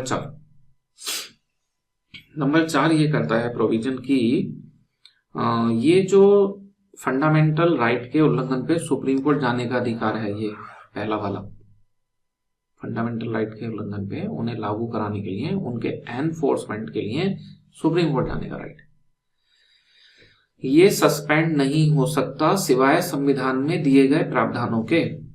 ये कभी सस्पेंड नहीं होगा। आर्टिकल 32 ये लिखा है चौथे नंबर पे। तो संविधान में 2 जगह प्रावधान दिए गए हैं, एक आर्टिकल 34 में और एक उसके अलावा आर्टिकल 359 में। 34 एंड 359। 34 तो मानसल्ला है, तो वो तो अलग केस है, उसको हटा भी सकते हो। जब 359 में लिखा है कि जब नेशनल इमरजेंसी हो देश में, नेशनल इमरजेंसी इंटरनल चाहे एक्सटर्नल है ना, नेशनल इमरजेंसी, तो उस केस में राष्ट्रपति आर्टिकल 32 को सस्पेंड कर सकते हैं। फंडामेंटल राइट तो बने रहते हैं, लेकिन उनके उल्लंघन पे कोर्ट जाने का अधिकार सस्पेंड हो जाता है ना। इसका मतलब सरकार कर रही है वायलेशन तो करती रहेगी, फिर आप कुछ नहीं कर सकते, सरकार की मर्जी पे है, फिर वो फंडामेंटल राइट दे चाहे ना दे। समझ गए ना। तो एक आर्टिकल 359 आप याद रखोगे कि ये जो आर्टिकल 32 है, फिर से समझो 32 में 4 बातें। पहली बात, फंडामेंटल राइट के वायलेशन पे सुप्रीम कोर्ट जाने का अधिकार। दूसरा कि सुप्रीम कोर्ट रिट जारी कर सकता है, ये अधिकार। तीसरा कि संसद ये शक्ति किसी अन्य कोर्ट को भी दे सकती है। अन्य कोर्ट में हाई कोर्ट नहीं है, चूंकि उसको तो 226 से ऑलरेडी मिली हुई है। और नंबर 4, ये संविधान में दी हुई परिस्थिति से ही 32 सस्पेंड हो सकता है, और वो परिस्थिति किसमें दी हुई है, 359 में। इन्हें हम पढ़ेंगे अभी आगे कौन सी परिस्थितियां हैं जब ये निपटेगा। पहले पूरे फंडामेंटल राइट पढ़ें, फिर एक टॉपिक है, उस टॉपिक का नाम है कि इमरजेंसी का फंडामेंटल राइट पे प्रभाव, तो वहां पे हम इसको देखेंगे। आर्टिकल 32 पता चल गया। ओके, अब 32 की कुछ विशेषताएं देखते हैं जिनसे सीधे क्वेश्चन आ सकता है। तो कुछ बातें तो आपको पता चल गई कि ये सुप्रीम कोर्ट का ओरिजिनल जुरिस्डिक्शन है, डायरेक्ट जा सकते हैं। दूसरा, आपको ये पता चल गया कि ये पावर सुप्रीम कोर्ट से छीन नहीं सकती, संसद संशोधन करके भी इसको नहीं छीन सकती। सुप्रीम कोर्ट से ये पावर पार्लियामेंट छीन नहीं सकती, दूसरों पे तो दे सकती है लेकिन इससे छीन नहीं सकती। ठीक है। तीसरा, हम ये देखेंगे कि आर्टिकल 32, ये 2 तरह से क्वेश्चन पूछा जा सकता है। आर्टिकल 32 ये के तहत जो सुप्रीम कोर्ट की पावर है वो एक्सक्लूसिव नहीं है। एक्सक्लूसिव मतलब अनन्य, जो किसी और के पास ना हो। न्यूज मीडिया वाले दिखाते हैं ना एक्सक्लूसिव न्यूज, मतलब ये न्यूज खाली हम दिखा रहे हैं, कोई और नहीं दिखा रहा। ये और बात है, जो चैनल लगाओ उसी पे वो चल रही होती है, फिर भी एक्सक्लूसिव न्यूज। कोचिंग की तरह है ना, हर कोचिंग लिख रहा है नंबर 1 कोचिंग, स्वयं घोषित नंबर 1, अपने आप ही सब खुद को नंबर 1 करने में लगे हैं। ऐसे मीडिया वाले एक्सक्लूसिव न्यूज, उसको छोड़ो, है ना। तो सुप्रीम कोर्ट की पावर एक्सक्लूसिव नहीं है, इट मीन्स किसी और के पास भी जा सकते हो आप फंडामेंटल राइट के उल्लंघन पे। तो आर्टिकल 226 में ये पावर किसको दी है, हाई कोर्ट को, आप वहां भी जा सकते हो। इसका मतलब ये दूसरी, एक तो ऐसे आ सकता है कि ये पावर एक्सक्लूसिव है या नहीं है सुप्रीम कोर्ट की, तो पता चला एक्सक्लूसिव नहीं है, हाई कोर्ट भी जा सकते हैं, अनन्य नहीं है। दूसरा, इसको ऐसे भी लिख सकते हैं कि जो आर्टिकल 32 है वो अल्टरनेटिव सॉल्यूशन पर कोई मनाही नहीं लगा था, वैकल्पिक समाधान पे मनाही नहीं लगता। ठीक है, वैकल्पिक समाधान मतलब कि इसकी जगह कहीं और समाधान करा लो, है ना। तो वो तो हमें पता ही है, 226 से हम कर हाई कोर्ट जा सकते हैं, और संसद चाहे तो किसी और को भी दे सकती है। तो 32 में ये भी 2 बातें पूछी जा सकती हैं कि एक्सक्लूसिव नहीं है और अल्टरनेटिव सॉल्यूशन मैकेनिज्म पे कोई रोक नहीं लगा था। हाई कोर्ट को है, किसी और को भी दी जा सकती है, बट सुप्रीम कोर्ट से छीनी नहीं जा सकती, उसकी ओरिजिनल पावर है तो रहेगी उसके पास। ठीक है, इतना ओके। इसके बाद में कुछ और चीजें समझो आप, कितनी हो गई थी यहाँ पे, 3। नंबर 4, ये एक शब्द है, तो ये ऐसे ऑलरेडी पेपर में आया हुआ है, तो हम इसको वैसे ही याद रखेंगे, इसका मीनिंग भी जान लेंगे। जैसे कि अनुच्छेद 32 का प्रयोग करके सुप्रीम कोर्ट जाने के लिए, अनुच्छेद 32 का प्रयोग करके सुप्रीम कोर्ट जाने के लिए फंडामेंटल राइट का उल्लंघन होना सिने क्वा नॉन है। तो अब ये सिने क्वा नॉन क्या है, इसको आप ध्यान रखेंगे, ये है इसेंशियल, आवश्यक। तो ये स्टेटमेंट अगर आ गया तो सही हो जाएगा। फंडामेंटल राइट का उल्लंघन होना अनुच्छेद 32 के तहत सुप्रीम कोर्ट जाने के लिए एक आवश्यक कंडीशन है, क्योंकि सुप्रीम कोर्ट केवल फंडामेंटल राइट के वायलेशन पे ही रिट जारी कर सकता है। लेकिन यही बात हाई कोर्ट में आ जाए 226 में, हाई कोर्ट में जाना सिने क्वा नॉन है तो गलत हो जाएगा, क्योंकि हाई कोर्ट फंडामेंटल राइट के लिए, स्टैट्यूटरी राइट के लिए, लीगल राइट के लिए, कॉन्स्टिट्यूशनल राइट के लिए, सबके लिए रिट जारी कर सकता है। हाई कोर्ट की रिट जारी करने की पावर सुप्रीम कोर्ट से ज्यादा है। अंडरस्टैंड? तो ये सिने क्वा नॉन, फंडामेंटल राइट का उल्लंघन सिने क्वा नॉन, या आवश्यक कंडीशन 32 में तो है, लेकिन 226 में हाई कोर्ट के लिए नहीं है। इस संविधान की उपयोगिता को देखते हुए डॉक्टर भीमराव अंबेडकर ने इसे heart and soul of Indian constitution बोला है। तो ये भी पेपर में आ सकता है कि heart and soul of Indian constitution किसको बोला है, भीमराव अंबेडकर ने, है ना। चलो इतना हमने समझ लिया। आर्टिकल 32, उसमें 4 पावर थी, वो हमने देख ली, और कुछ और टर्म भी हमने 32 से रिलेटेड समझ ली। अब ये जो रिट जारी करने की शक्ति है 32 में सुप्रीम कोर्ट के पास है और 226 में हाई कोर्ट के पास है। तो इन दोनों में अंतर क्या है, ध्यान रखना। सबसे पहला अंतर है स्कोप का। स्कोप यानी कि स्कोप से हम बोलेंगे तो कि दायरा है ना। तो सुप्रीम कोर्ट का दायरा सीमित है, ये केवल फंडामेंटल राइट के उल्लंघन होने पर ही रिट जारी कर सकता है, जबकि ये fundamental right, constitutional right, statutory right, legal right, कोई सा भी राइट हो, इन सबके में जारी कर सकता है। तो किसका वाइडर स्कोप किसका है रिट जारी करने का, हाई कोर्ट या सुप्रीम कोर्ट? तो आंसर क्या आएगा, हाई कोर्ट। हाई कोर्ट का जो स्कोप है वो रिट जारी करने का ज्यादा है। ठीक है, ओके। अब दूसरा वाला कॉमन सही हो जाता है। देखो, जो टेरिटरी है यानी कि क्षेत्र, ये था दायरा, तो वो तो ऑब्वियसली सुप्रीम कोर्ट का ही ज्यादा होगा, ये पूरे भारत के लिए कर सकता है, और हाई कोर्ट अपने क्षेत्र के लिए कर सकता है ना। तो टेरिटोरियल ज्यूरिसडिक्शन या क्षेत्रीय अधिकारिता सुप्रीम कोर्ट की ज्यादा है, लेकिन स्कोप हाई कोर्ट का ज्यादा है। इतनी बातें समझ में आ जाएंगी। एक अनुच्छेद का अंतर है 32 और 226, तो ये तो हमने समझ ही लिया, है ना। एक और बड़ा प्यारा अंतर है इन दोनों के बीच में।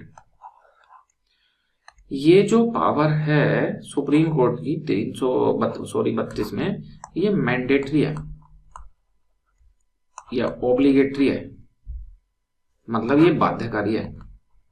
सुप्रीम कोर्ट मना नहीं कर सकता इस केस को सुनने से, सुनना ही पड़ेगा उसने, है ना। मैंडेटरी है। और ये जो है वो डिस्क्रेशनरी है, विवेकाधीन है। हाई कोर्ट चाहे तो इसको सुनने से मना कर सकता है, तो मना कर देगा तो हम सुप्रीम कोर्ट चले जाएंगे, वो तो सुनेगा ही क्योंकि उसकी मैंडेटरी पावर है। तो एक बात बताना यहां से सोच के जरा, आपके फंडामेंटल राइट को गारंटी कहां से मिली, हाई कोर्ट से, सुप्रीम कोर्ट से?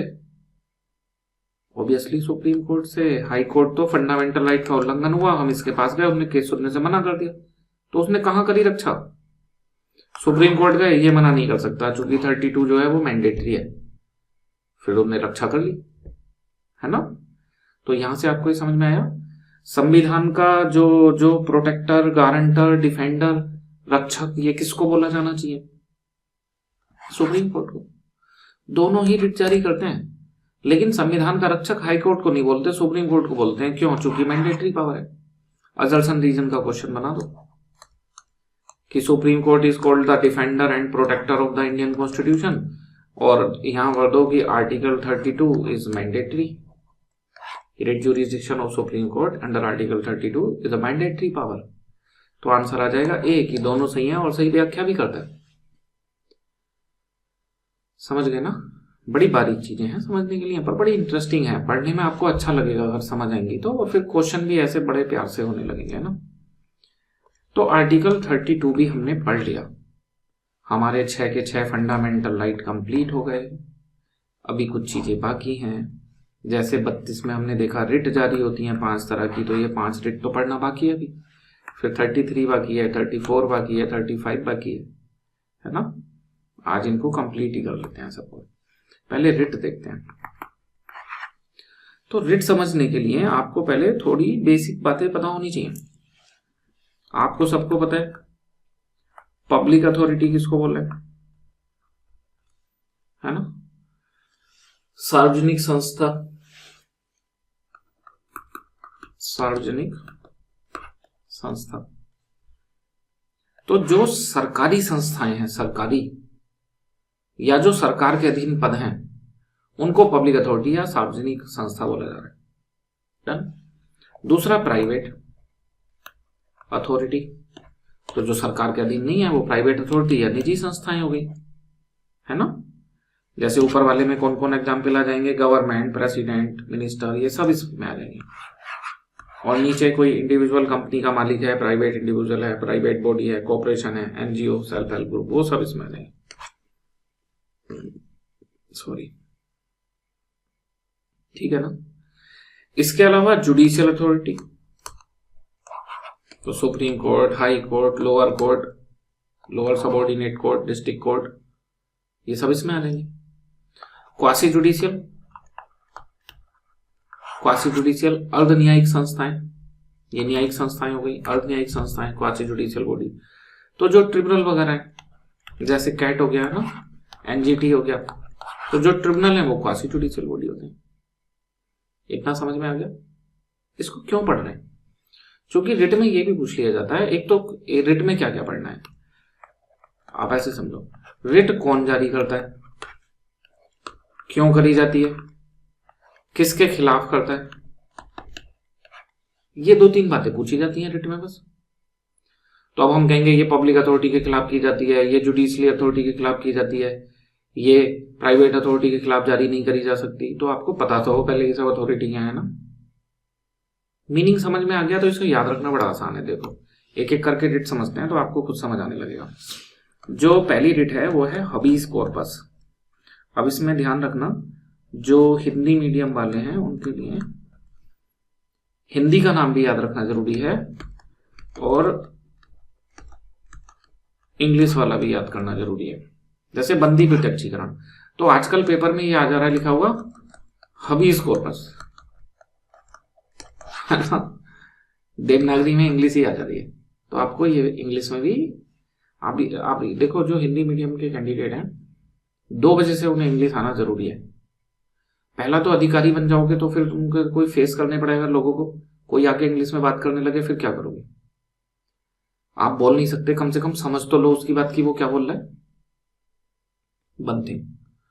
एंड सेकंड की अधिकारी तो तब बनोगे पहले पेपर से तो पार पाओ। पेपर में जब ऐसे देवनागरी में लिख के दे दे रहा है इंग्लिश को, और इंग्लिश का क्वेश्चन ठीक हो जा रहा है, हिंदी वाले क्वेश्चन में गलतियां आ जा रही हैं, तो फिर तो आपको थोड़ी इंग्लिश आनी पड़ेगी, पेपर भी तभी निकलेगा ना। तो कीवर्ड तो आपको हिंदी मीडियम वालों पता ही होने चाहिए ना, मेन कीवर्ड। तो हबीज कॉर्पस, बंदी प्रत्यक्षीकरण, ये होती क्या है, जब किसी को अवैध हिरासत में लिया होता है, उसने कुछ करा नहीं है, बिना बात के उसको जेल में डाल रखा है या बंदी बना के रखा हुआ है, जेल तो नहीं कहना चाहिए, किसी ने घर में बंद कर लिया या कहीं उसको बंदी बना हुआ है, अवैध हिरासत है, तो उसके घर वाले जाते हैं फिर सुप्रीम कोर्ट, ये इस व्यक्ति को अवैध हिरासत में लिया गया। सुप्रीम कोर्ट वहां के जो शीर्ष अधिकारी होते हैं उन्हें आदेश जारी करता है कि इस व्यक्ति को सशरीर मेरे सामने प्रस्तुत करा जाए, सशरीर विद बॉडी, है ना, टू हैव द बॉडी, कि इसको लेके आओ कोर्ट में, ठीक। तो इसको हबीज कॉर्पस बोला जाता है। अंडरस्टैंड, बंदी प्रत्यक्षीकरण की, बंदी को मेरे सामने प्रत्यक्ष करो। फिर सारा पुलिस महकमा, सारे अधिकारी उसको ढूंढने में लग जाते हैं, वरना सुप्रीम कोर्ट तो बाद में अवमानना का केस भी लगा देगा, है ना। ओके, एक बात हमें समझ में आई, बंदी प्रत्यक्षीकरण होता क्या है। अब आप सोच के बताओ, जुडिशियल अथॉरिटी के खिलाफ जारी होती होगी। क्या जुडिशियल अथॉरिटी जो बंदे को जेल में भेजते हैं तो वो क्या अवैध हिरासत होती है? वो तो वैध हिरासत होती है भाई। यही सारा राज छुपा है बस। अब इसको याद करना आपके लिए भारी नहीं है। कौन जारी करता है? सुप्रीम कोर्ट और हाई कोर्ट। किसके कब जारी होती है? अवैध हिरासत के केस में। किसके खिलाफ जारी हो सकती है? पब्लिक अथॉरिटी के खिलाफ भी जारी हो सकती है, प्राइवेट के भी हो सकती है, जुडिशियल के नहीं हो सकती, क्वासी जुडिशियल ये तो हिरासत में भेजती नहीं है तो इनकी भी नहीं हो सकती है ना। समझ में आ गया? कितना आसान है याद रखना, मीनिंग पता होना चाहिए आपको बस, है ना। हबीज कॉर्पस बंदी प्रत्यक्षीकरण समझ में आ गया। इसके बाद में अब दूसरा है मैंडेमस। यह है परमादेश। इसको समझो ये होता क्या है। कोई व्यक्ति किसी सरकारी पद पे है तो उस पद से रिलेटेड उसके कुछ कर्तव्य है, कुछ ड्यूटी है। डीएम का जिले में कुछ कर्तव्य है, एसपी का कुछ कर्तव्य है, मंत्री प्रधानमंत्री इनके कुछ कर्तव्य है ना। तो अगर कोई सार्वजनिक पद पर है तो उसके कुछ कर्तव्य हैं। ऐसे तो जो निजी पद पे है उसके भी कर्तव्य हैं। हमारी कोचिंग है, हम उसको चला रहे हैं तो हमारा भी ड्यूटी है, हमारे भी कर्तव्य है कि हम पढ़ाएं और सही से पढ़ाएं ना।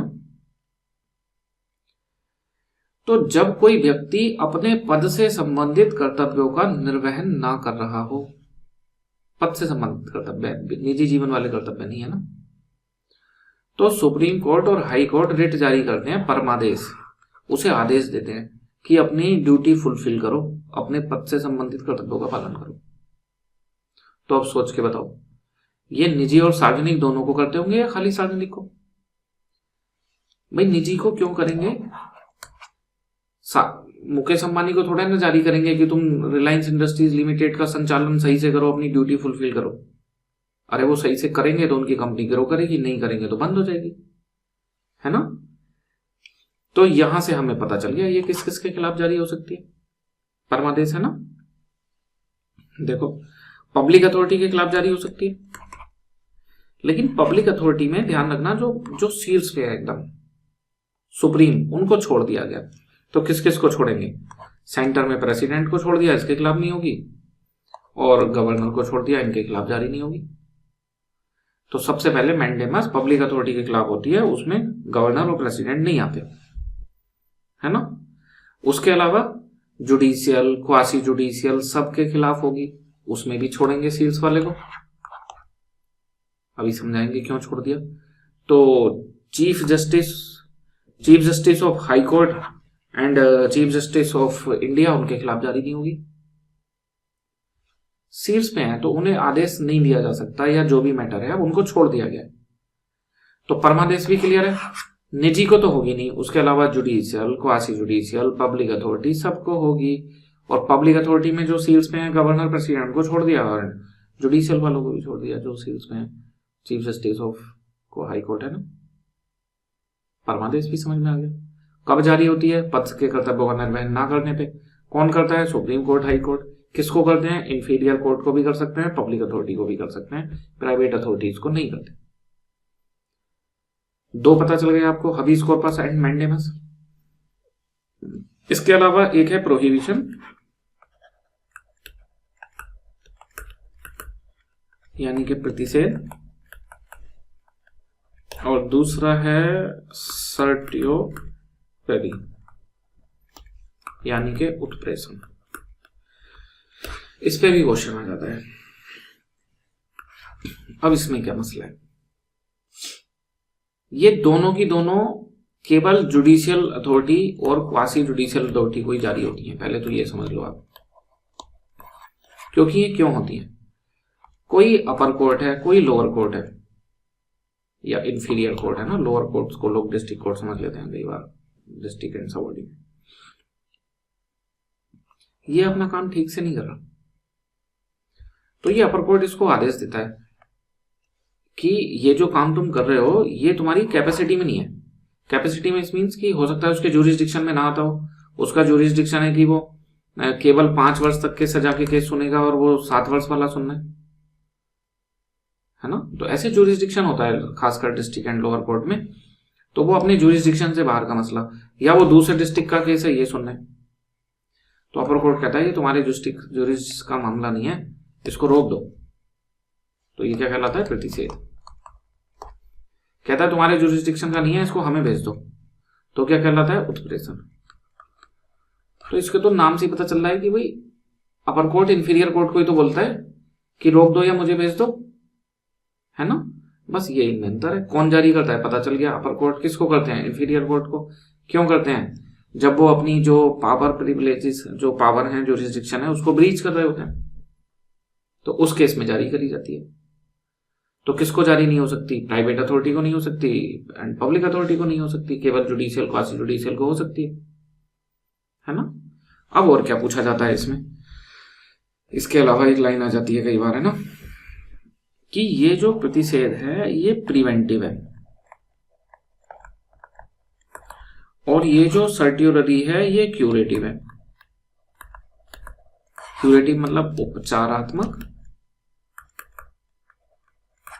और प्रिवेंटिव बनेगी प्रतिषेधात्मक, कुछ ऐसे ना। ऐसे क्यों? सोचो, ये जुरिस्डिक्शन बाहर कर रहे थे, कुछ गलती हो रही थी, तो क्या अपर कोर्ट ने वो गलती सुधारी इस वाले केस में? प्रतिषेध वाले केस में, है ना, नहीं सुधारी, क्योंकि बस कर कह दिया कि तुम मत करो, इसको रोक दो। लेकिन प्रेषण में उन्होंने अपने पास मसला बुलाया, उसको सोल्व करा, उपचार करा, उसका उपचार, उपाय कर दिया, तो उसको क्यूरेटिव बोला गया।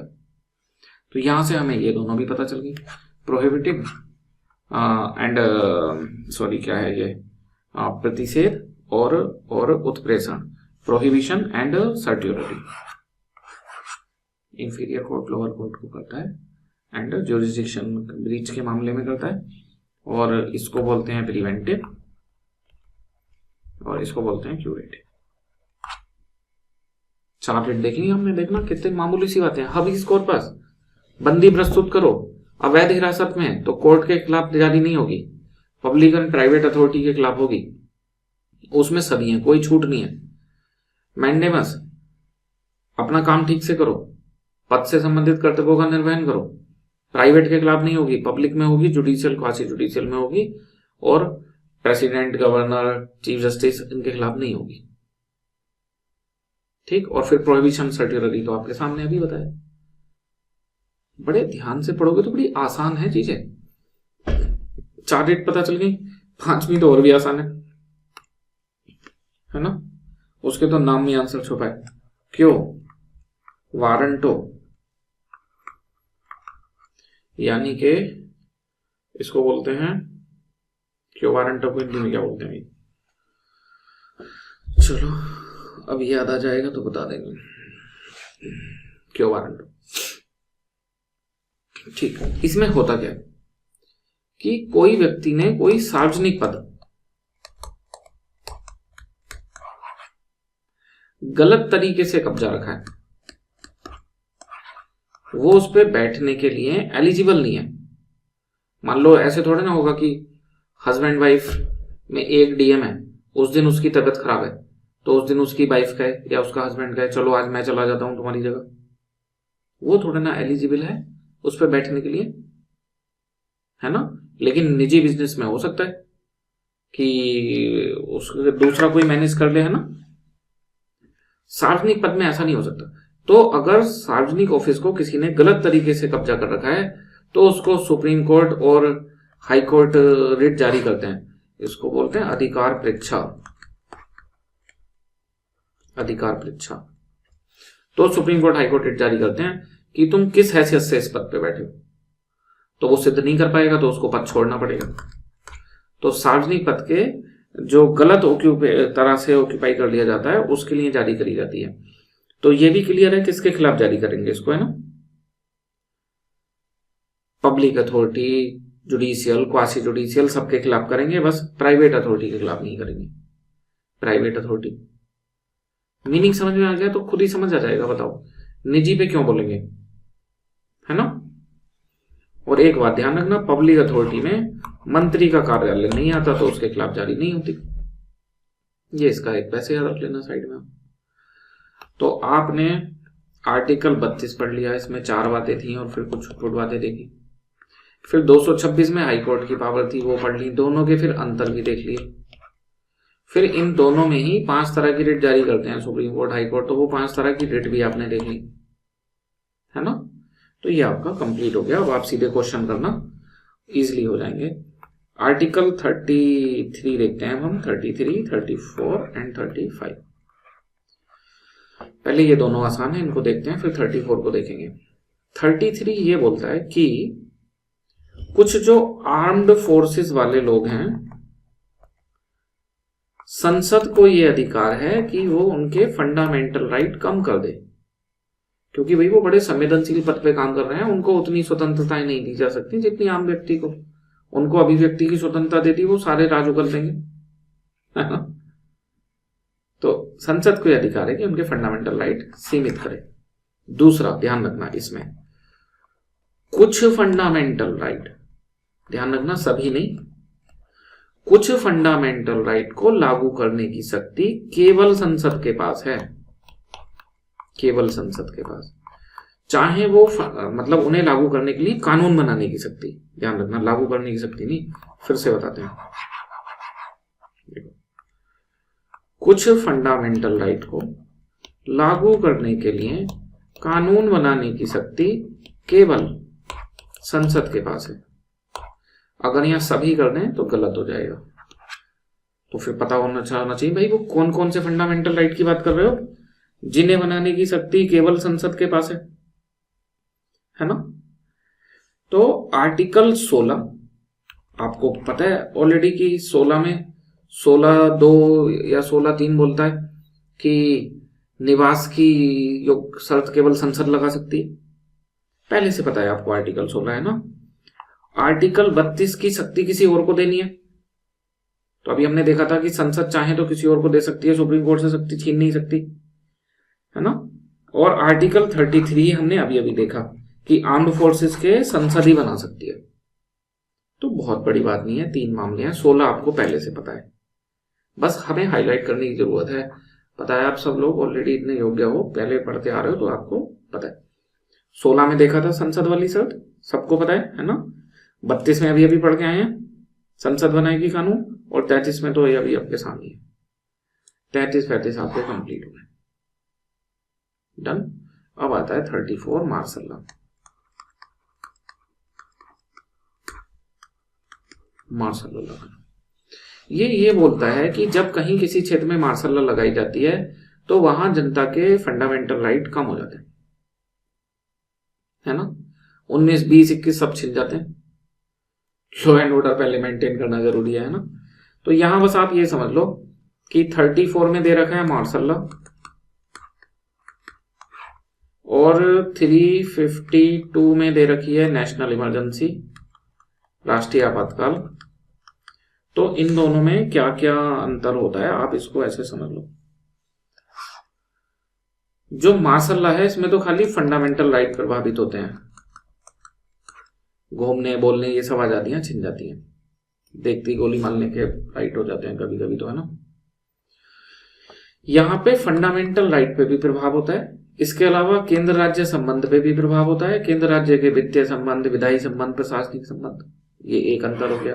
ये आर्टिकल 34 में है, ये 352 में है, ये दूसरा अंतर हो गया। इसको हटाने का कोई निश्चित आधार नहीं है, सॉरी इसको लगाने का।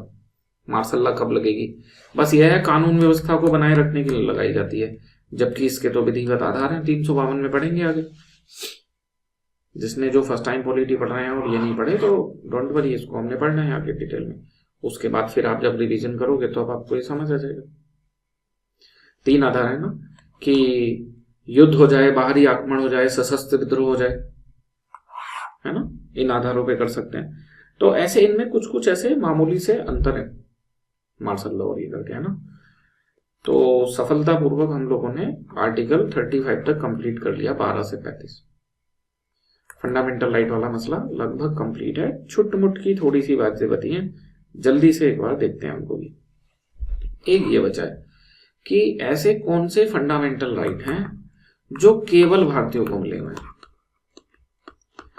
तो जहां एक्चुअल में कुछ सब्सटेंशियल चीज भारतीयों को दी गई है, या कि जहां भारतीयों को कुछ मिल रहा है, जैसे 15 में क्या मिल रहा है, आरक्षण मिल रहा है, शैक्षणिक संस्थाओं में आरक्षण और स्कॉलरशिप, इस तरह की चीजें, तो ये थोड़ा ना देंगे विदेशियों को आरक्षण, तो ये केवल भारतीयों को है।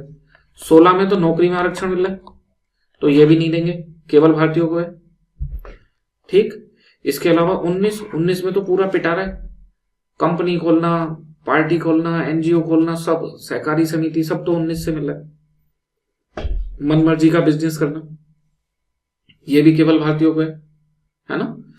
इसके अलावा 29 और 30 अपनी भाषा लिपि संस्कृत करने का, सुरक्षित रखने का अधिकार और मर्जी के शैक्षणिक संस्थान खोलने का अधिकार।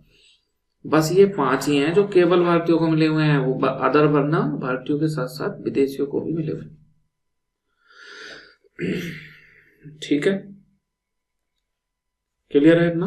अब कुछ छुटमुट की बातें हो सकती हैं, जैसे अनुच्छेद 32 विदेशियों को भी प्राप्त है, तो भाई अपने आप ही होगा। अभी तो बता दिया कि 15, 16, 19, 29, 30 इनको छोड़ के सभी विदेशियों को मिले हुए हैं। पर अब पेपर में ऐसे क्वेश्चन आ जाए कि कोई विदेशी व्यक्ति भारत में किसी भी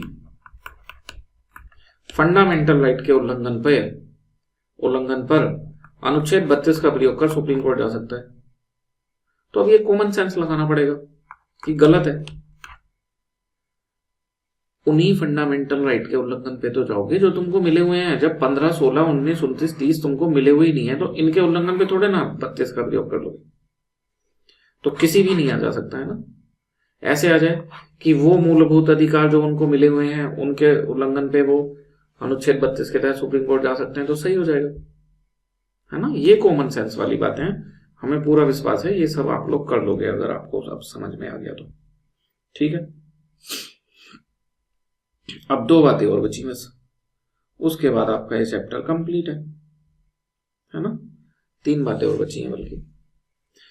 पहली की जो इमरजेंसी है उसका फंडामेंटल राइट पे क्या प्रभाव पड़ता है। तो सबसे पहले तो आप ये समझो, भारत में जो इमरजेंसी है वो 3 तरह की है। फिर से बता रहे हैं, ये हमें भाग 18 में पढ़ना है। तो जो लोग पहली बार पॉलिटी पढ़ रहे हैं उनको जितना समझ में आए ये उतना ठीक है, भाग 18 में भी पढ़ेंगे तो और आ जाएगा। इसमें वित्तीय आपातकाल है, इसमें राष्ट्रीय आपातकाल है, सॉरी राष्ट्रीय नहीं, राष्ट्रपति शासन, इसमें है राष्ट्रीय आपातकाल। तो इनका तो मूलभूत अधिकार पे कोई प्रभाव नहीं पड़ता, ये तो खत्म, चलो मसला।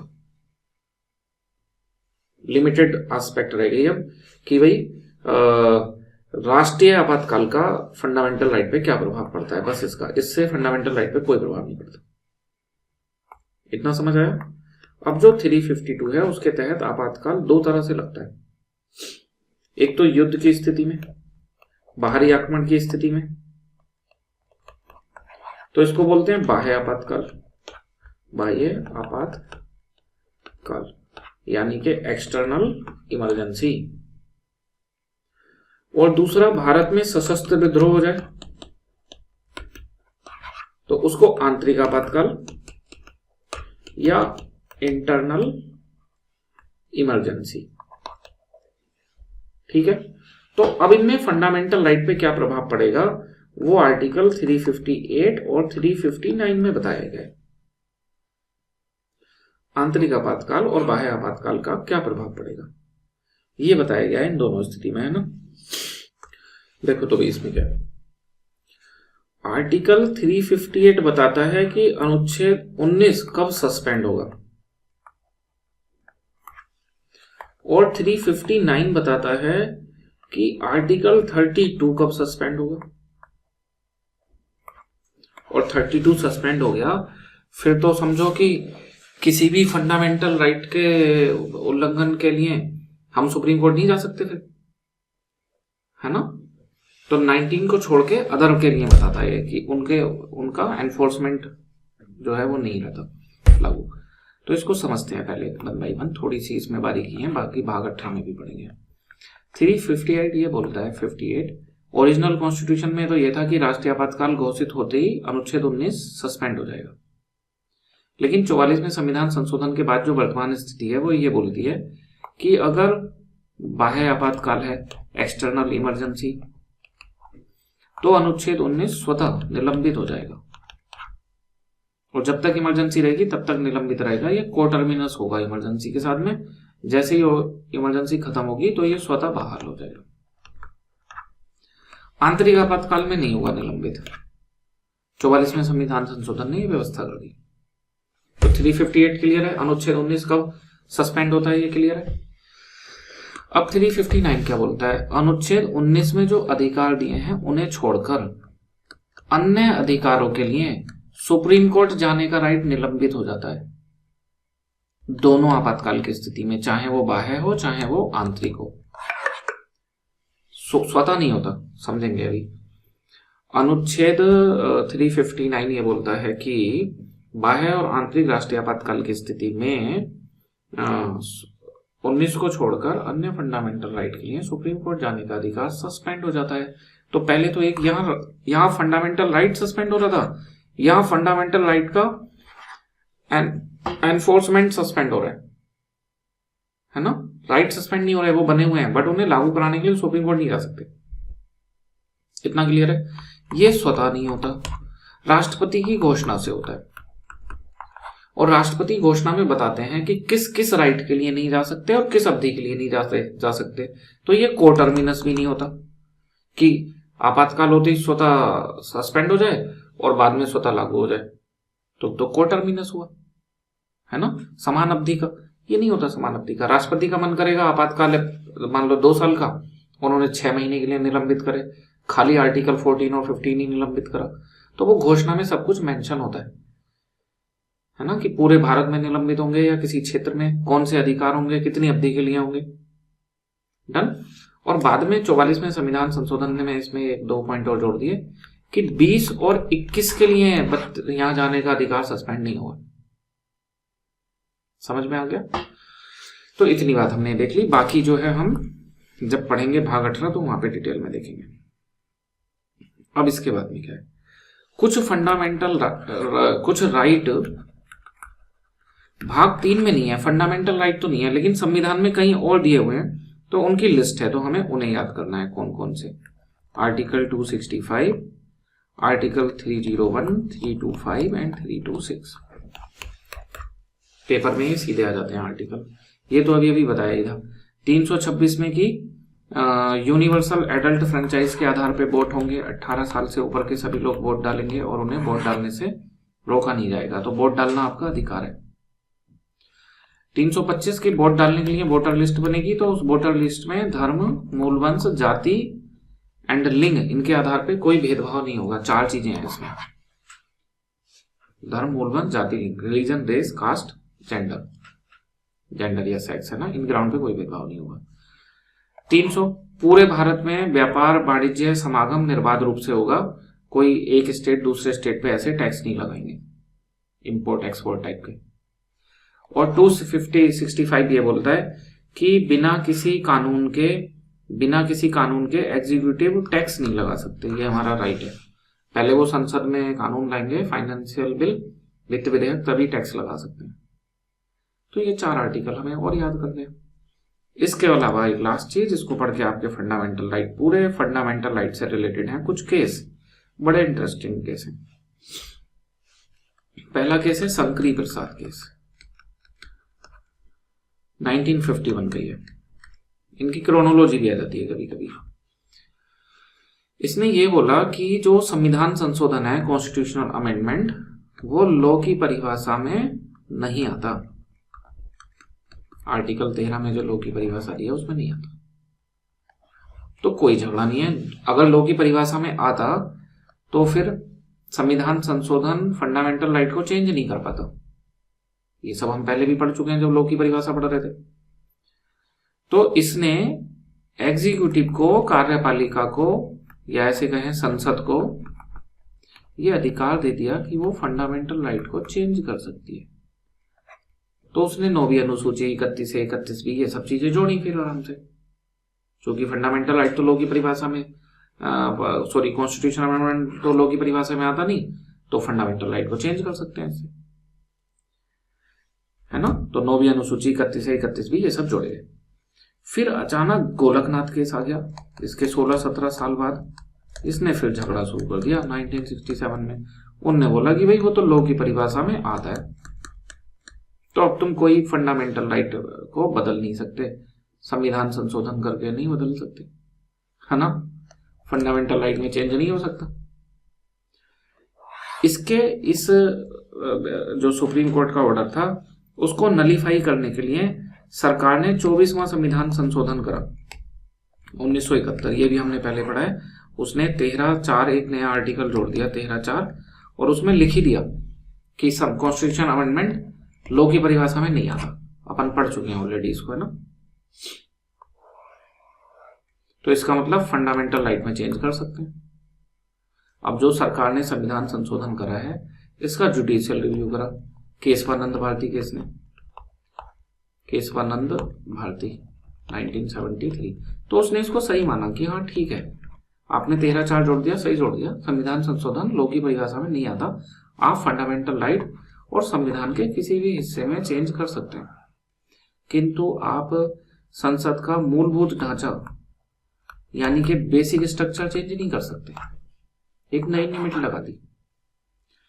तो सरकार ने क्या करा, इस नई लिमिट को हटाने के लिए सरकार ने 42वें संविधान संशोधन में ये जोड़ दिया, 368 में चेंज करा कि 368 के तहत होते हैं ना संविधान संशोधन, कि संविधान संशोधन का जुडिशियल रिव्यू नहीं हो सकता। तो फिर मिनर्वा मिल केस आया, मिनर्वा मिल 1980, उसने इसको डिलीट कर दिया, प्रोविजन को मना कर दिया, असंवैधानिक घोषित कर दिया और बोल दिया जुडिशियल रिव्यू बेसिक स्ट्रक्चर का पार्ट है और केशवानंद भारती का डिसीजन सही है, आप बेसिक स्ट्रक्चर मतलब जुडिशियल रिव्यू को सुप्रीम कोर्ट से छीन नहीं सकते। तो बेसिक स्ट्रक्चर में दो चीजें आती हैं। बेसिक स्ट्रक्चर का सिद्धांत किस केस ने दिया, केशवानंद भारती। इसको रीअफर्म किसने करा, रीअफर्म पुनर्स्थापित किसने करा, मिनर्वा मिल्स ने, क्योंकि सरकार ने तो 42वें संविधान संशोधन से इसको खत्म कर दिया था, 368 में लिख दिया जुडिशियल रिव्यू नहीं होगा। तो इसे फिर से स्थापित किसने करा, पुनर्स्थापित, रीअफर्म्ड, मिनर्वा मिल केस में, है ना। तो इतना करके भी हमारा ये फंडामेंटल राइट का पार्ट कंप्लीट हो गया। कोई डाउट हो आपके तो पूछते रहना। आज इस क्लास में इतना ही। जय हिंद, जय भारत।